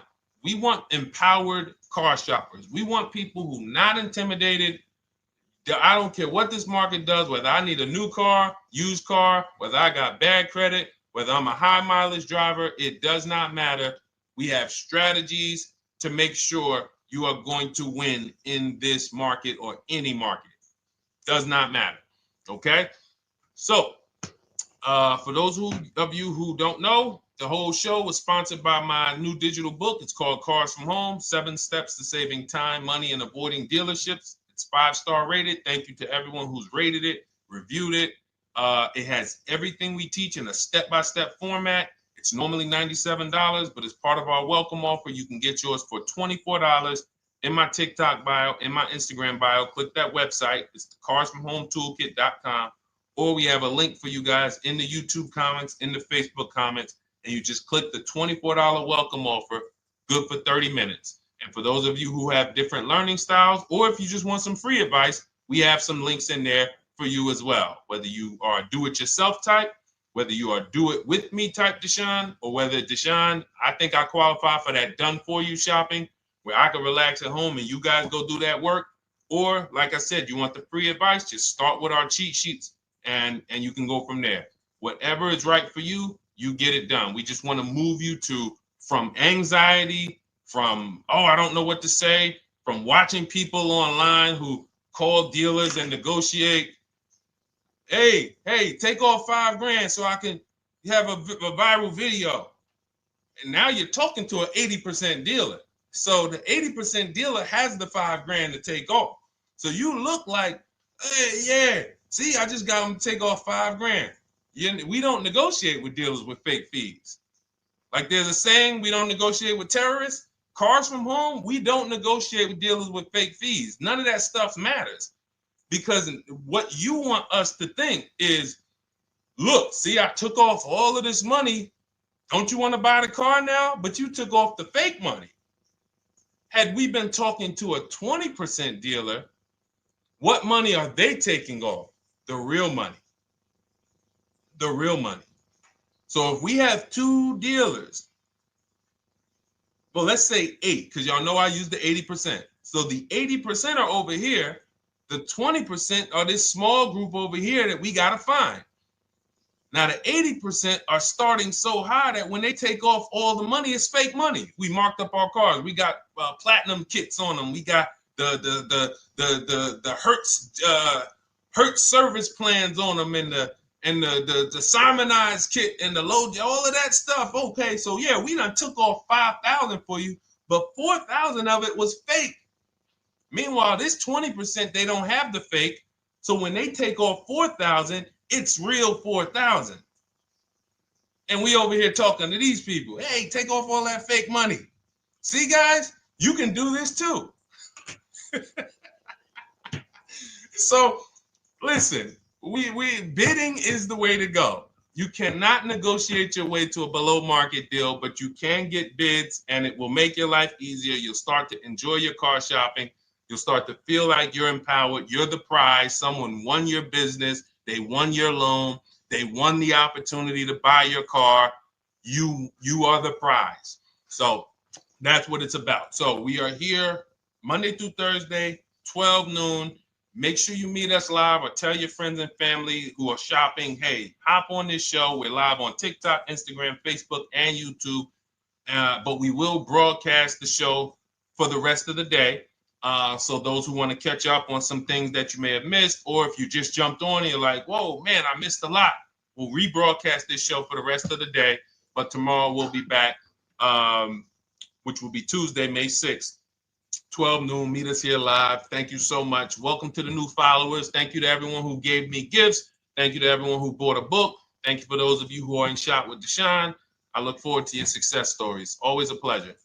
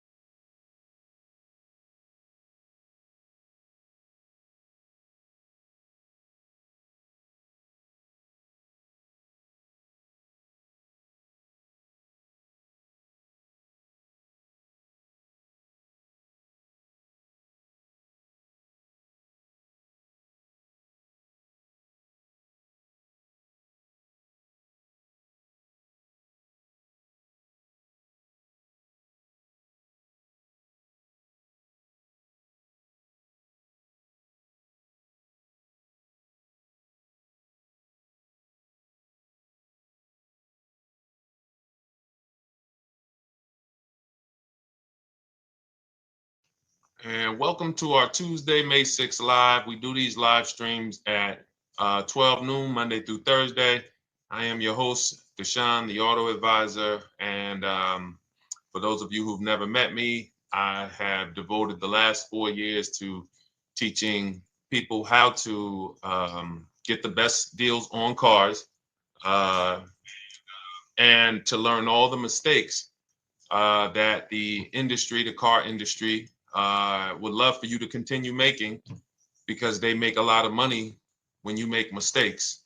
And so what we do here is we really just do questions and answers. I will teach on various topics that I feel are widely misunderstood, like the subject of leasing.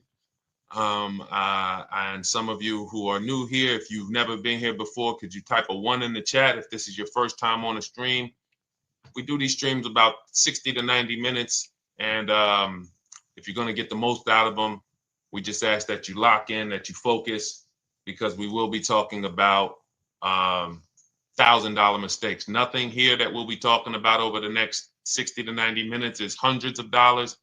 You know, I'm not looking to, have you spend some time with me on a Tuesday to talk about how to save hundreds of dollars. No offense, I'm sure that's important to some people, but we are here to talk about things that are affecting your bank account by the thousands every year. And so if you got some time, I would love for you to hit the like button, like wherever you are, and let's just tap in. You can start to type your questions. This whole stream is sponsored by my new digital book. It's called Cars from Home, 7 Steps to Saving Time, Money, and Avoiding Dealerships. It's a digital book. It's 5-star rated. Thank you to everyone who's rated the book and reviewed it. And it's normally $97, but for the next 30 minutes while you're watching, you can grab your copy for 75% off. That's our welcome offer. We always like to reward people for taking action. So you can get your copy for $24 instead of $97.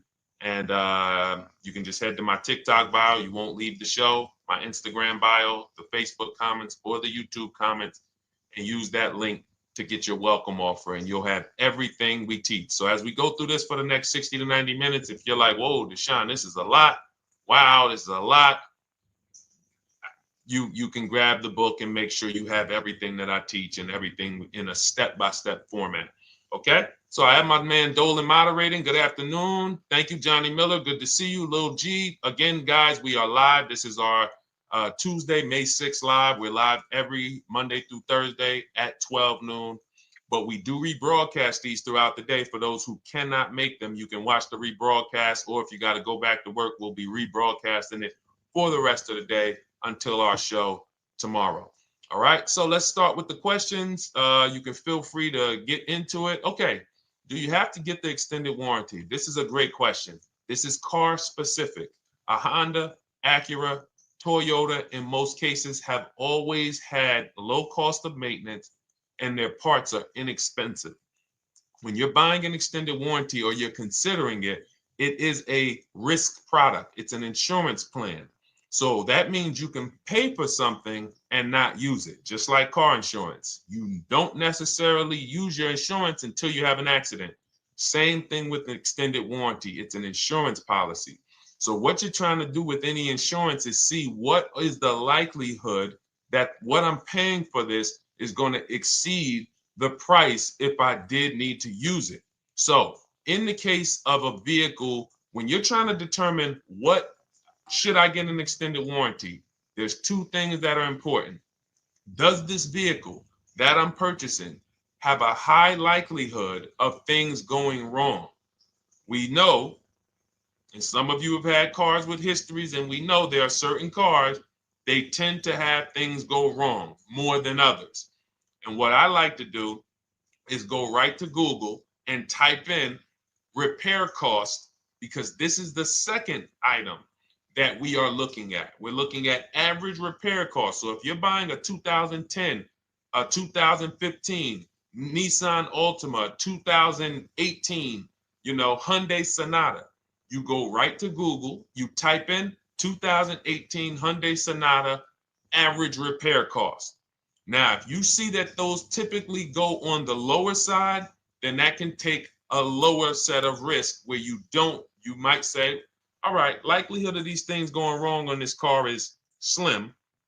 But if you see that the repair cost is on the mid to higher side, that's shifting more risk to if something goes wrong, the cost for you to pay for it out of pocket will probably exceed the warranty. So when I work for Mercedes-Benz, who's new here? Type a 1 in the chat if this is your first time on a stream with us. First time you've ever been here, type a 1 in the chat. First time. What's up, William? What's up, DJ Ant Nice? Good to see you. Maggie, good to see you. Enrique, good to see you. Miko, good to see you. Tetra Washington, good to see you. Jan, good to see you. Claire Clairvoyant, good name. First time, if this is your first time, just type ones in the chat so I know. I don't want to assume anyone knows who the heck I am and what my experience is. Daniel Thompson on Facebook, great to see you. So I worked for Mercedes-Benz for 5 years, General Motors for 5 years, and I ran my own brokerage, my new car brokerage, called Cars from Home. I started it in 2016. Now, when I worked for Mercedes, when people were purchasing a Mercedes, what I would tell them is buy as much warranty as you can afford. Buy as much warranty as you can afford, because I knew that when something breaks on a Mercedes, nothing's under $1,000, and typically it's $2,000-$3,000. So a $4,000 warranty on a Mercedes Benz is usually worth every dime. But at the same time, we have cars that, again, less likely for things to go wrong. And then when things go wrong, if they go wrong, they can typically be repaired inexpensively. Good to see you, Arms Reach. Welcome on Instagram. Shout out to the people checking in live. Great to see you all. So that's how you're measuring extended warranties. You don't want to get an extended warranty on a vehicle that has a low cost of repair and a low likelihood of things going wrong. You can then take your money, put a little bit to the side, have a little emergency fund, that same $3,500 that you would have put into the warranty, or $2,500, you put that to the side over the course of a year, 2 years, put $100 a month to the side, and then have that be your cushion just in case things go wrong. It's better for you to have that money in your bank account, and if things go wrong, you take it to your mechanic. You must have a local mechanic. You guys know I swear by local mechanics on cars that don't have warranties. Even if you have a Mercedes-Benz, a BMW, an Audi, something that is typically harder to work on and takes more of a specialized engineer, there are still plenty of places that have those. I mean, there's shops where they used to be Mercedes-Benz techs. Now they have their own shops. This is who you want, because their cost, their labor is going to be probably 1/3 of what a dealership is going to be. So these are the resources that, again, keep more money in our pocket while getting us the same level of service and experience. Okay, great question. Welcome, Uncle Nene. Good to see you. Uncle Nene. All right, listen. Nicole, good to see you. All right, Dolan, you can pull up the next question. Feel free to start typing your questions. And as we get more questions in, we'll try to get to all of them. You guys know we're not always able to, but we do try to get to all of them. How do I shop around for the best lease deal without affecting my credit? Well, first of all, you're talking to someone who's, just so you know, I've taught thousands of people to lease. I've gotten 7 leases. Now, when we look at what we are doing with a lease, first, we have to consider how we want the information presented to us. We are not letting dealers tell us how they're going to quote us. We are telling the dealers how to quote us. So we are going to have all our quotes. Thank you to everybody hitting the like button. I see you. I appreciate you. And shout out to the sharers. As I see people who share, I always like to give the shout outs to the people who share this broadcast with their friends and their family. And thank you to everyone who's giving gifts on TikTok and Instagram. Appreciate you all. So what we are doing when we're telling a dealership, you give us a quote with first month's payment only out of pocket, 12,000 miles per year, and put all the taxes and fees into the payment, assume tier 1. So we are presenting it now in my book and in my Shop with Deshone programs, my video checklist. I have all the templates. If you're going to do this yourself, you just need to remember how you're presenting this. You can call around to dealerships, because there's 2 ways to do this. Shopping from home. Cars from Home is about showing you guys, and I'm going to be showing you guys a ton of payments. And listen, I don't want you to feel bad, because some of you are going to see that you've left a lot of money on the table. Part of what I have to do here, and I've been doing it for 3-4 years now, is I have to tell you the bad news. For 3 years, I did a masterclass called Everything You're Doing Wrong Buying, Selling, and Leasing Cars. We put probably over 15,000 people through that masterclass. But those were people who were willing to hear the bad news They knew, Deshone, I got to hear the bad news to get to the good news. So as I show the difference in the prices that we get and the people who listen to me get, more than, forget about me, the people who are like you, the people who are on a live, saw a video, and then took action and learned and use our processes, the results they get compared to what you're getting. You're going to see, wow, they're saving $3, $5, $7, $10,000 more than me every single car. And so the Cars from Home system is about bidding. It's about turning your car purchase into a bid. You're no longer begging. You're no longer going into a dealership and begging one dealer to sell you a car, and then you go to another dealer and beg them, sell me this car, please take my money, please take my money. Meanwhile, you're not seeing the entire market and the people who would compete to get your business and gladly give you the service that you deserve by giving them a $30 to $50 to $100,000 transaction, which is what your car purchase is. So now so the big thing to understand right off the top is, now I need to learn this bidding. I need to learn to get multiple offers. So you can do this by phone. You want to do this by phone, you can call around, but you must give them that information in order for you to compare the deals the right way. Lynette, good to see you. Christina, good to see you. Melvin, good to see you checking in. Rudolph, I see you. Once you actually give them that information, 12,000 miles per year, first month's payment only, due at signing, taxes and fees in the payment, assume tier one. I want the tier one offer. Even if you think I not qualify. Now, if you got a credit score above 670, all your FICO scores, most of you will qualify for most tier one leases. So you want to see, what does this look like as I get my offers? Once you get your offers in this format, you can use the 1% rule as the gauge. The 1% rule is been around for more than 20 years.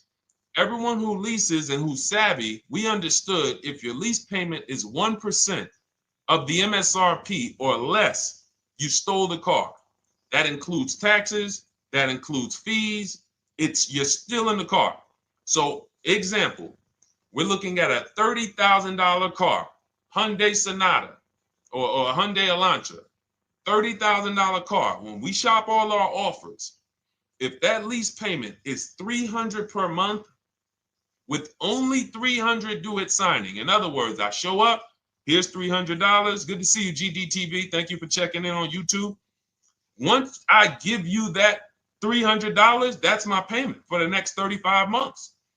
So that's a very, very low percentage of the car you're paying. It's a 1% rule. Now, in order to get a 1% lease, you need a great lease program, which means the bank has to be supporting the car, rebates, incentives, and then you need the biggest discount, the dealer who's going to give you the biggest discount. Now, one of those we can control. One of them we can't. Which one can't we control? And for those of you who are new here, we don't play around here. But my people who are moving, and again, I'll show you, like a lot of people, we got a lot of people who've been following us, using our processes. They're locked in. They're not casually on a live here. We're not casually here talking. They are locked in. Like, boom, okay, I hear you. They're answering, they're typing, they're not, vacuuming in the kitchen and trying to hear. You can't do. We're talking about your second most expensive purchase of your life. It's going to be, you got to lock in. You got to challenge yourself to block out the distractions while we're on this stream, because this is your money. And if you don't take your money seriously, the car salesman will take your money seriously. Oh, I like that. Praise the Lord. God is good. You don't take your money seriously, the car salesman will take your money seriously. Man. So, all right, now somebody remind me the question I asked. I got so happy about that little catchphrase that I forgot who we were. So I know we were discussing. Okay, we're talking about the 1% rule. So now one of the things we can't control is the bank. We don't know what the lease payment, what the lease program is on a car. So when we shop cars, we are going to now look at multiple offers, and here's what you're going to see. Now, I'm going to show you an example of how we know or how we expose where the dealers are concerning pricing. Now, you can't see this on TikTok, but on YouTube, Instagram, Facebook, you guys can see this. I'm going to tell you guys about it. YouTube just doesn't let us do the same type of stream. But this is a particular Infiniti that we shop for. We have offers ranging, this is a $61,000 vehicle. We have offers ranging from $680 per month, which is a 1.1% lease. So a $61,000 car, $680 per month, that's 1.1%. We divide the monthly payment into the MSRP. Now, we can see here that there are some offers already from dealers that are almost $900, $889 per month. $889 per month, $873 per month. So now when we look and we say, whoa, how can we have we have all these dealers have the exact same car, yet one of them is $200 per month higher than another dealer. Exactly. We call them the 80%. The 80%, even after back and forth, even after, hey, we'll take off some money. All right, we'll drop the payment $50 a month. Their offer is still so high. It's a horrible deal. Now, why would they offer this? And this is consistent. So I don't want y'all thinking, well, the dealers that I walk into, they're different, Deshone. They take off more money. It does not matter what you think. If you don't have the market reports, if you don't know how to get multiple offers so that you can see, we do this all around the country. We have students all around the country in Cars from Home. We have people we shop for. We have over 13,000 books sold now. Like, we have lots of data to prove this. 80% of dealers are going to be overpriced. This is another particular deal on a Toyota, a market report. And you guys can see that the out-the-door prices here, list price, $32,000. Out the door price with taxes and fees, $38,000. That means that dealer is charging all types of fees on top of their price.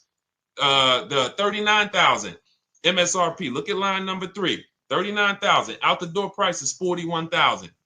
We can see $39,000 out the door includes taxes, includes all the fees. So we can see that these out the door prices in the left, in the right column, are way higher than the MSRP, $35,798.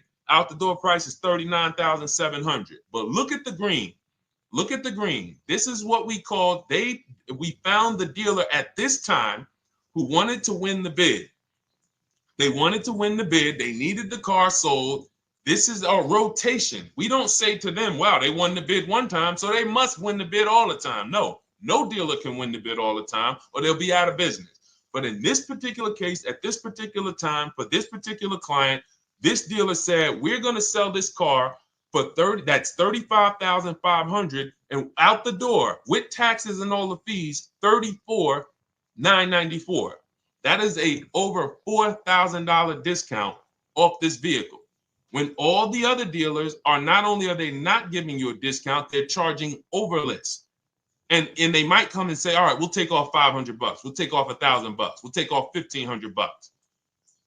They might start so high with you guys that you think, wow, they started up here and I talked them down. They took off $3,000 from me, but they already were $3,000 in fake fees, protection plans, and all of this padding, dealer adjustments, which is fake fees.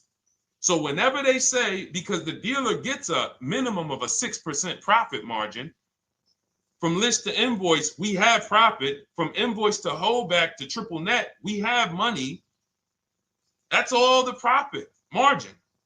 On top of that, when we add a dealer adjustment, what we're saying is we're going to sell this car to someone who does not have the skills to find our competition. And they're going to come in, and if we got to take off $2,000 to make them think they won, this is what we're going to do. But what we do here, what people like Brian is going to do, look, just finalize my first ever lease using your system, 2025 Honda HRV, $30,000 vehicle, $395 a month payment. no money down. His initial quote was $434. He ended up using our calculator, which we have in our book and in our program. If we put all our offers into that calculator, it tells us what to counter. He gets that offer for $395. That's his deal. We look at somebody like Wendell. Look, thank you. It's the least I can say for your book, Cars from Home. We're still in the middle of the process. Just sold our car today, like 10 minutes ago, for 30% above value. Why? Because he got bids. Look, using the insights from your book. I've read the book multiple times and told many people about it because it's that good. It's so intuitive and insightful. We'll be moving to the next step soon, and I'll write again. So now you heard him say we're moving to the next step soon. Step 2 in my book is the equity assessment. That's when we get bids for the car we have. We get bids. You're going to go to, listen, you should never be trading your cars in. Let me ask you all a question. Do we get the most money for you name me one thing that we get the most money for that thing trading it. Name me one thing. If I had this iPhone, do I get more money trading that iPhone in for another phone, or do I get more money listing it online and selling it to whoever will pay the most? Trading or selling? Let's go. Who's locked in? Tax advantages are very small. I understand you, Ronald, but the tax advantages, we have people that are selling their cars to cash buyers for $3 to $5 grand more than what they can get on trade. A tax value, a tax advantage for the difference is not, it's minimal. Exactly. Thank you, King Carter. You listed. So the money is in the bids and the competition. So going back to this person who asked the question, how do I get the best deal on a lease? It's going to be through multiple offers. That's my 2 favorite words. I would wear them on a shirt if I didn't wear unlearn, relearn. Because more than multiple offers, I need you to unlearn. Because the people who come with bad information from years, Deshone, this is not how my uncle taught me to buy cars. Deshone, this is not how I ever heard about getting cars. I was always taught just go in and just don't tell them about your trade and then ask to see the invoice and all of this stuff. That's what I was taught. Yeah, but you're not going to get the prices we're getting until you unlearn all of that bad information. Bidding is how we buy everything. When we go into the supermarket to get spaghetti sauce, all of those companies are bidding. They're bidding. Hey, listen, we'll sell you this for $3.99. Hey, we'll sell you this for $5.29. But we got a better product. We got quality. Look at us. Look, it's all bids. Everyone who wants to sell us something is competing, except car dealers. Y'all notice that? So the mindset that y'all got to have if y'all want to really win and save all of this money and get these huge discounts is I'm going to start purchasing and leasing cars like I buy other things. It's going to be a competition. And I promise you, your whole life is going to change. Your entire car buying experience will change forever. You will be sitting here just like my man Ken, graduated, $585 a month payment, no money down on his Nissan Murano Platinum, $50,000 vehicle. He's paying $585, no money down. $50,000 vehicle. How much would a $50,000 vehicle cost us on a loan if he purchased it? How much would a $50,000? Some of you know every $5,000 is how much per month. Let me see who's locked in. Who's locked in? Every $5,000 is how much per month on a loan. I see you, Daniel Thompson. Check in. Good to see you, Dane. Thank you for breaking it down with complete truth. Keeping eyes wide open to know what to exactly expect. There you go, Dane. Welcome. Glad to have you here. We do not play around when it comes to this. All I want you doing is winning with cars, in love with your deals every time you get a car. All right, nobody knows the 5,000. How much is every $5,000 on a car payment? Come on, y'all. These are principles we've been teaching. Thank you, Daniel. $100. Thank you. $100. So we always want to default to a 5-year loan. I'm going to tell you why. when you default to a 5-year loan, you're in a safe position. Now, defaulting to a 5-year loan means when I look at a $20,000 car, I'm thinking $400 per month. 5-year loan, every $5,000 is $100 per month. If worst case scenario, I'm trying to get a little bit more car, then I'll go to a 6-year loan, but that's the max. I'm not going past a 6-year loan on a car. That's like going to a 40-year mortgage on a house. They're available. It's not a good idea. So when we look at these, you say to yourself, wow, a $50,000 car, that should cost him, if he did no, remember, this is a no money down deal. We're just looking at how much money we're putting in these cars. That car would cost him about $1,000 a month if he purchased it, 5-year loan, no money down. Which is why when people purchase their cars, what do they typically do? Come up with a ton of money, 10 grand, 15 grand, 20 grand, because they're going to pay into that car to try to lower that payment, because that payment. But some of us who don't have the down payment, we're financing most or all of the car. But here's the thing. I don't want you to feel bad if you're one of those people who's like, Deshone, I really don't be having those down payments of 10 grand, 15 grand, but I want to drive something quality. Exactly, I hear you. Here's the bad part about the people who are putting 15 grand down on their cars, but they're breaking the 8-year rule. This is what we call in Cars from Home and everything I teach, the most important question is how many years are you going to keep this next car? If it's not 8, then we don't purchase those cars, because here's what happens with people who go into their bank account, slap $15,000 down in a car, and don't keep the cars 8 years. And if anybody's willing to be honest, they will confirm this right here on the stream. When they go to replace that car in 3 years or 4 years, they literally have a little bit of equity. Maybe they're just breaking even. They're not getting that 15 grand back. It's gone. It's gone. Anyone who puts 10 grand down on a car and then comes back in 3 years, 4 years, all right, I had the car 4 years, 5, listen, I'm going to switch this thing up. They still have a payment. They are barely breaking even.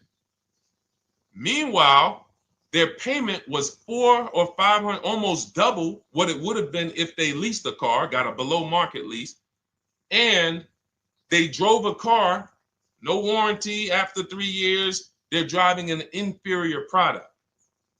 So if it sounds like I'm here to destroy people from purchasing who are not keeping their cars long-term, that is the goal.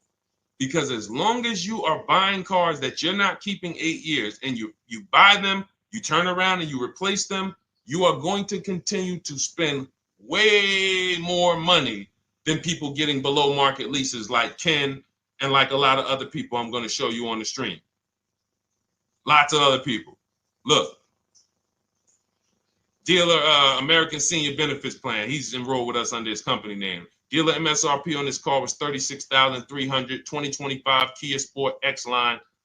MSR, boom, boom, 561. Monthly payment is $400. Use the system back and forth. Got $400 a month on a 2025 $36,000 car. Once we put our taxes and fees in that would be a $700+ payment. $700 payment. He's paying $400. And y'all wonder why people are losing cars. $300 more per month to drive the same car? It's ridiculous. Imagine somebody like you, when you learn, now you're pulling up. I'm going to tell y'all one more story, and then we'll go into some more questions, because you might not remember what I'm saying. So those of you who have the book, you got this for the rest of your life. But you will remember, hopefully, a story. I'll tell you about my neighbor. So my neighbor finds out that I'm into this car business and that I educate. And he said, hey, Deshone, I was watching some of your videos and I come across this 8-year rule that you teach. And his wife had actually had a Kia Telluride. Popular vehicles, probably been one of the most popular SUVs, that the Palisade, since 2007, 2019. Super popular vehicles. People were charging $5,000 over sticker for them during the pandemic. People were paying it. We were getting them at discounts. Now, his wife totals the truck. She has an accident, totals the truck. She's fine. Truck is totaled. He was financing it. He said, Deshone, I see this 8-year rule thing, man, and I don't keep my cars 8 years. I said, okay. He said, so I'm thinking I should, like, you're saying I should be shopping for a lease on my next one. I said, exactly. I said, make sure you get multiple offers, because if you just walk in and say, hey, work me up a lease, they'll give you the same payment you had on the purchase. And then they'll tell you something ridiculous that they want you to believe, like, hey, the lease is the same price as the purchase, so you might as well just purchase it. And people believe this stuff. Now, I said, you get multiple offers, stay at home. He calls me, he says, Deshone, I got the new version of the Telluride, new. I'm paying $479 a month. He's $497, and then he said, I think he put down like $1,000, bring it down to $479. $497. He was just paying $800. Do you think anyone can tell him anything about leasing? He's pulling up in the same exact truck. In fact, the newer version. He knows he wasn't going to keep the car long term anyway. He's not going to pay it off and then keep the car and have a paid off Kia Telluride for 10 years. That's not what he does. He keeps them 3 years, 5 years, 7 years, and then he replaces them. So why is he paying $800 a month for years, no warranty, when he could be driving brand new ones for $497 a month, problem free? But as I said, some people are determined to pay more. But the people who, once you get this leasing thing, if you're not keeping your cars, it will change your life. Now, again, I got a car I'm purchasing, we're keeping it. Anything you are buying, keeping 8 years, forget about leasing. It shouldn't be a thing. Who keeps their cars more than 8 years? Let us know. You're an 8+ year person, let us know. In fact, I don't even want to ask, who has a car right now that they've had more than 8 years? And then we'll answer. I want to get Kathy's question too. And then let's get some purchase questions. Let's get some used car questions. Let's get some bank financing questions. We do it all here. But one of the most misunderstood subjects is this leasing thing, and it is costing you guys thousands of dollars every year. And you're driving old cars with no warranties, paying high payments on them because somebody told you you should be purchasing cars. I'm here to tell you they owe you money. They owe you money. All right? So who has a car right now that they've had more than 8 years? Let us know. How many years have you had it? And by the way, for those of you who just joined, this is our Tuesday, May 6th live. We are live every Monday through Thursday at 12 noon Eastern time. So for those of you who are here catching us live, that's when we're live. We will rebroadcast this and replay this show throughout the rest of the day for those who could not catch it, or if you had to jump off, go back to work. You're like, oh, I got to go back to work. You can catch it on the replay throughout the day. But we are live Monday through Thursday at 12 noon. So welcome to the people who are here. EJ, driving a lot of miles does not matter. Let me break this down for you. So right now, let's go to somebody who else has a lease. Let's look at, because who's heard with leasing you can't drive too many miles? Who's heard that, right? Type me if you've heard that. Let's go. Type me if you heard that. Come on, where's the locked in people at? I see Kathy, I see EJ, I see DJ Ant Nice, I see XP. All right, I see Mr. Slim. Welcome to the community. I see Rhonda. All right, where are the locked in people? Instagram, where we at? Locked in. All right, dang, I see you. Jamel. All right, perfect. So, Sherry, I see you. Sherry Baker on TikTok. So you've heard, oh, you can't drive a lot of miles with a lease. Let's be clear here. You choose the mileage on your lease. It's not selected for you. In fact, the only time it is selected for you is if you don't realize you choose it. That's the only time they're going to choose your mileage for you. If you go in and you do something like, hey, work me up a lease deal, they're probably going to work you up a 10,000 mile a year lease deal. And they're probably going to say, hey, you need $3,000 down, and this is going to be your payment. And next thing you know, it's a high lease, and it's just terrible. Happens all the time. We tell people how to quote us. First payment due at signing, taxes and fees in the payment. So now let's look at a lease, and let me show you what it would look like. So this is Val Boss Lady. She's in our Shop with Deshone program. Everything that you guys know that we're talking about here, if you're like, hey, I really, really want to go deeper, I want the step-by-step, the blueprint, that's my digital book, Cars from Home, 7 Steps to Saving Time, Money, and Avoiding Dealerships. Normally $97.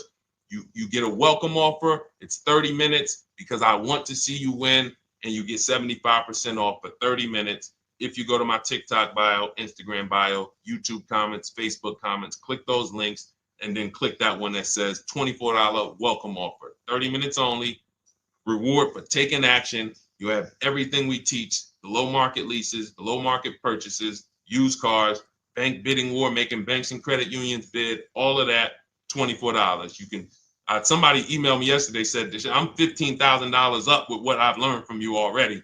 And so if you can get it for $24, you can save tons of money for the rest of your life on a $24 investment. In this case, Val's in she's more of a wants to do it with me type. Videos, checklist, she doesn't want to read.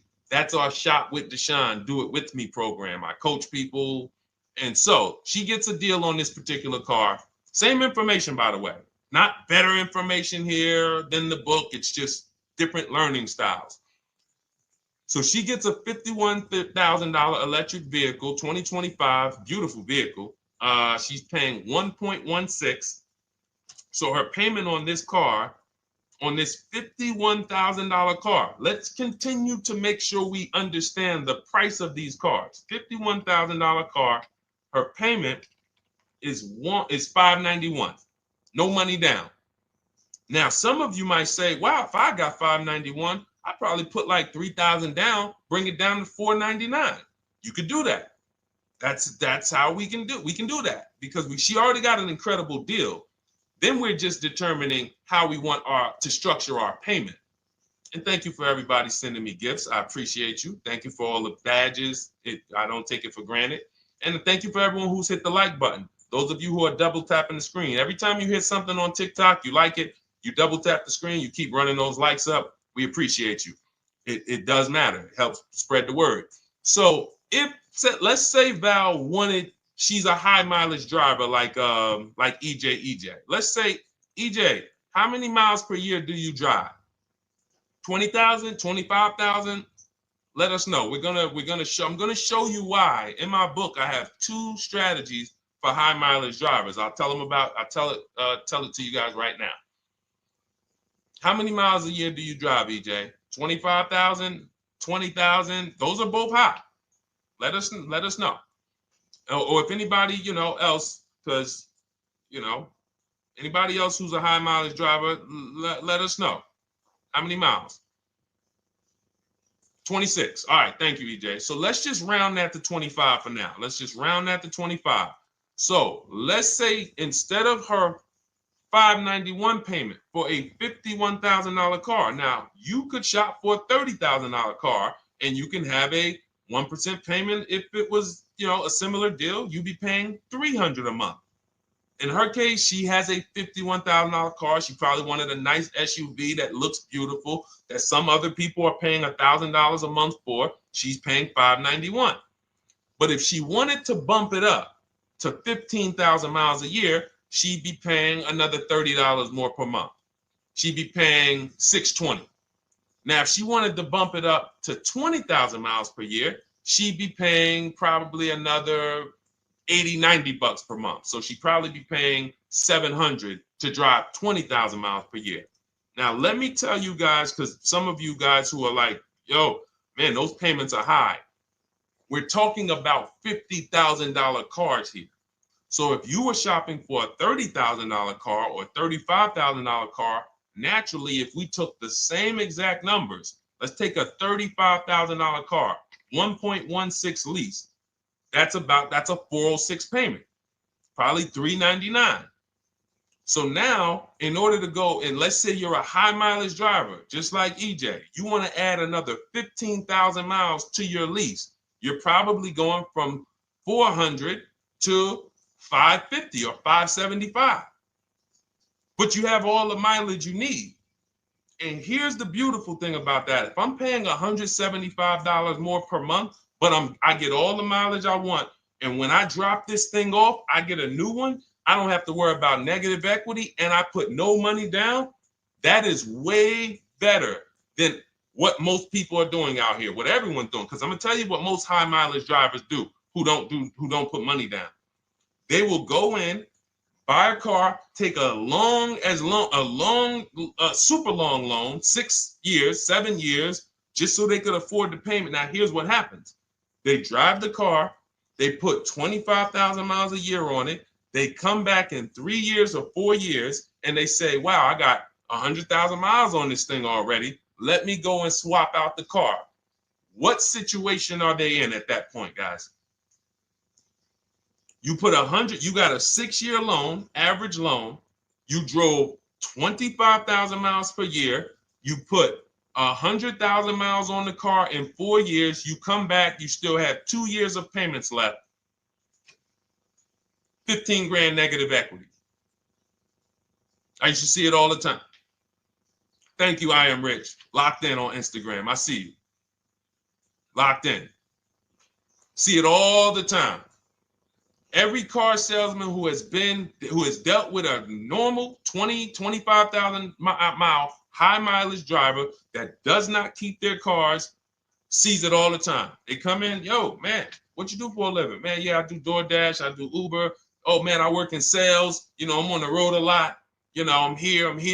You know, all right, I want to replace this thing. I got like 110,000 on it. Okay, you still got a loan on it? Yeah. All right, we already know you got negative equity.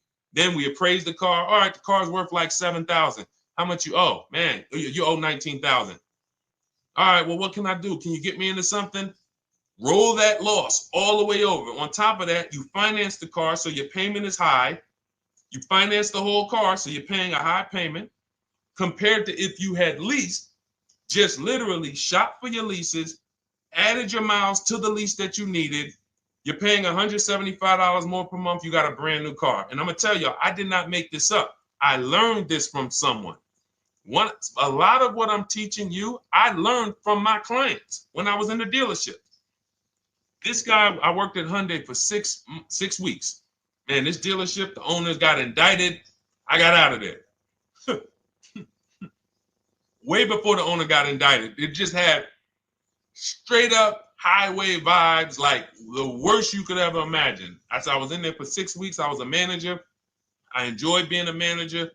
We did a lot of deals in my department in 6 weeks. But I said, I am out of this place. Anyway.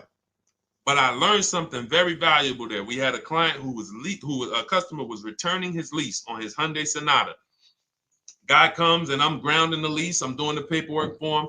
He has 72,000 miles on the car. 72,000 miles. I said, how the heck? I said, you lease this? He said, yeah, I always lease. That's all I do. He said, I used to buy my cars every single time I came. I had to put large down payments, 10 grand, and then I'm still having negative equity when I come to trade it in. I'm having high payments. It's ridiculous.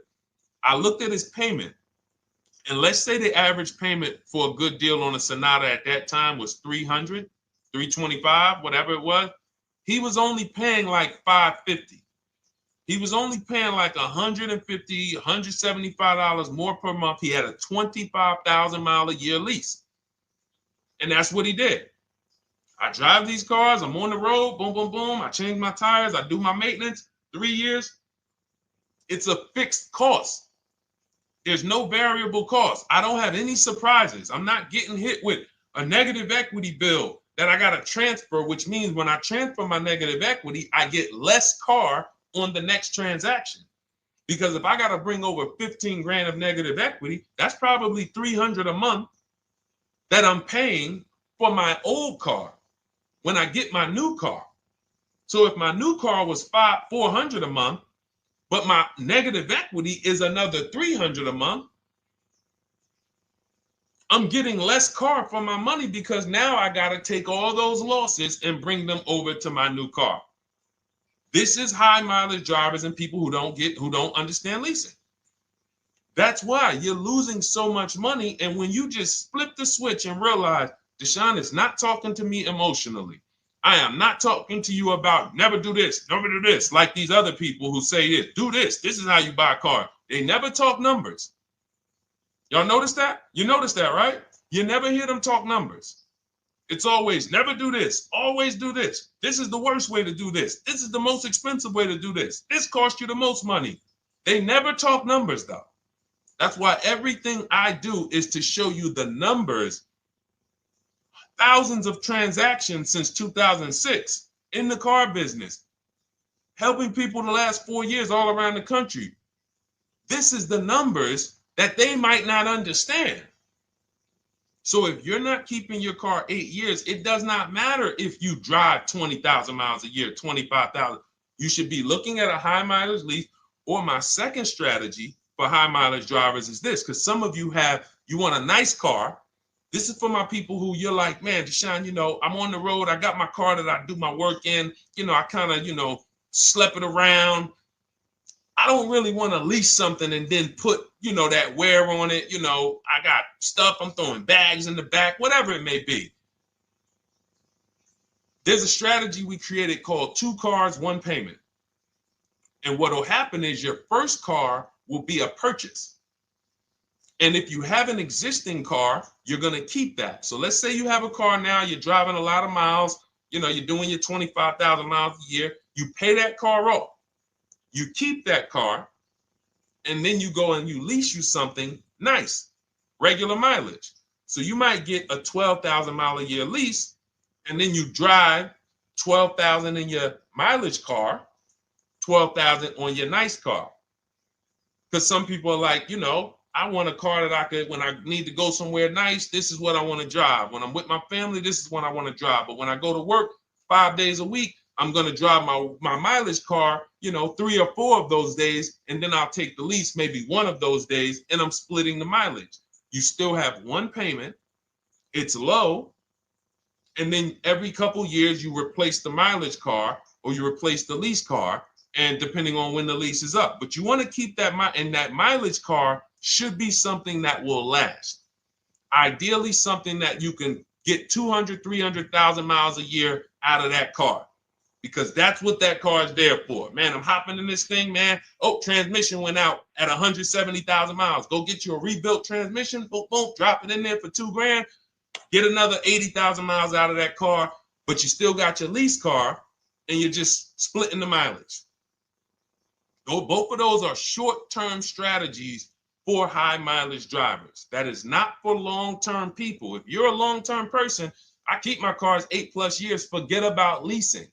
You should just be finding the best deal, below market purchase, keep the car, something you can keep for 8+ years. You can put 30,000 miles a year on a car 8 years in a row. If you get the right car, and in 8 years, you got 240,000 miles, and then you replace it. Forget about leasing. This is only for you guys not keeping your cars 8 years. You're getting killed on depreciation. You're paying tons of money. This is you are the people who should be leasing. Okay? So everything we're talking about this is the Cars from Home system. We teach this. I'm not freestyling this. This is in my book, digital book, Cars from Home, 7 Steps to Saving Time, Money, and Avoiding Dealerships. We have two strategies for high mileage short-term drivers, 1 strategy for high mileage long-term drivers. And so if you want your copy, you can get it for 75% off. That's our welcome offer to you. As a 30 minutes welcome. Thanks for being here. I want to reward you. If you want everything we teach in a step-by-step way, go grab your digital copy. It's in my TikTok bio. It's in my Instagram bio. Click those links. We also got a link in the YouTube comments and the Facebook comments. Grab your copy. And make sure as soon as you purchase, screenshot the thank you page. You're going to see thank you for your purchase. screenshot this page because it has my support team's email on there. And then there's a link for you to open the book right there. You can save it right to your computer or right to your phone. Okay. But and we also have a special for those of you who are like Deshone. What about that, video checklist and coaching program? That's lifetime access to my video checklist. You're like, maybe Deshone, I don't really read. I like step-by-step videos. And also, I want to be in your Facebook group. We have 1,600 people before you that are in that group. 2,300 people that are shopping with us that have a lifetime access to our video checklist. We have a $200 special for that welcome offer. And so I'm always about rewarding people for taking action with a special offer. It's limited time though. And so get in where you fit in. All right, let's keep it going. Thank you, Corey. Said amazing knowledge. Thank you. And I'm glad I saw somebody said that's a great idea with the 2 cars. Thank you. It's a great idea. All right. You've convinced me to lease my next vehicle. Awesome. Awesome. Does your service shop for lease terms on the car? Absolutely. If you qualify for done for you, that means you just want to relax. That means we only shop for new cars and leases for people, new purchases and leases. And you have to have a FICO score over 670. But yes, here is a market report that we prepared for a client. Let me put on Do Not Disturb. Here's a market report we prepared for a client. Okay, so I showed you that that's an affinity. We didn't even finish that. We had just started for this client. But this is, do I have one here? No. Do I have a lease market report here? Yeah, right here. So that's an example of what a Kia, this is a particular Kia lease where their best offer was a 1.27 offer. Now, here's how you know you found the bottom of the market. And again, whether you're using the book or whether you're calling around, again, you can call around to do this. The key is not going into dealerships. You cannot do this going in. Once you get your offers, you know you found the bottom when your best offer is between $150 to $200 less per month than your worst offer. And if you're purchasing, you should see a spread of between $3,000 and $5,000 minimum between your best offer and your worst offer. That's when you know you've shopped correctly. Because until you find the 80% dealers, you have not shopped correctly. If you're like Deshone, these prices still seem close. You have not found, you're talking to the 80%. You haven't found the 20% yet. Because the 20% is going to be that $3,000 to $5,000 less than the 80%. That is just the numbers. That's the way it works. So yes, so when some cars you're going to see that the lease program won't allow for a 1.1% lease. The best offer, like, we've shopped Hyundai Palisades for years. And I got my dad one back in November. And his best offer is like around 1.3, 1.28. That's the best I've ever seen on a Palisade. I've never seen a 1.1 on a Palisade. I've had people in our Charles. Some of you know I posted pictures of him when he got his Palisade last year. We clear out the old pictures because we got a bunch of new people with 2025. So we're not going to sit here and talk about 2024s anymore. We got Ken, we got Melissa, we got Sheree, we got a bunch of new people, just Ralph. We're not going to, but I do remember posting Charles who got his Palisade and he's like, he shopped, used the system, got his multiple offers. Best deal was 1.3. So that's where it comes in at because of the lease program. That dealer is already taken off to win the bid, probably taking off $5-6 grand. But if they don't have more rebates and more incentives and a better, then it's not going to lead to a 1% lease. So the 1% leases come from major incentives. Maybe sometimes they have too many of the vehicles. They want to move them. Lots of bank support. But what I tell you is you should be looking for between 1.25 and 1.5. That's how you should budget for a lease, between 1.25 and 1.5. That's a great deal. And if it has a really aggressive lease program, once you get your bids, you're going to see it fall under the 1.25. You see it fall into 1.1, 1.2. but we don't know what the lease program will be until after we shop for that vehicle. Okay? So yes, absolutely. It's an empowering way to shop. It's also fun because you can see, man, I'm not begging anymore. Like these people are like, please do business with me. Please do business with me. And then you start to feel bad for everybody who's still in those dealerships doing it the old way because they're talking to the 80%.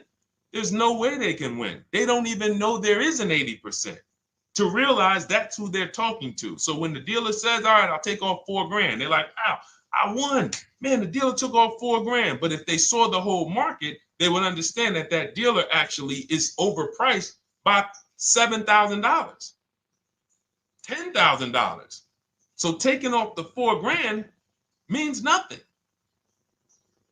It's just sad. It's a sad thing. And that's why I spend my time trying to convert you guys from negotiating one-to-one to getting multiple offers so that you can see for yourself. All right. Thank you, Julie, name Richardson. Thank you for sharing. XP got the number 2 gifted badge. Forgive me because I don't really know what that means, but I just know that's what it's saying. So I appreciate it. Thank you, Corey22. Sherry Baker, thank you so much. Number 1 gifted badge. All right, let's go to some more questions. We got some more questions. Dolan, I'm sure you got a lot of them. And what I'm going to do for the rest of the broadcast is just try to do rapid fire questions and answers. Okay. And if you guys want me to go deeper on any particular subject, then just feel free to say, hey, could you go deeper on that? How do you get a car loan with bad credit? Well, we have a resource. It's not our company. We have nothing to do with them. But we always try to stay up to speed on who's financing people with bad credit, because the goal is you don't want a dealer controlling your financing. Somebody just came up to me. He's a neighbor. He's like, aren't you in the car business? I said, well, yes and no.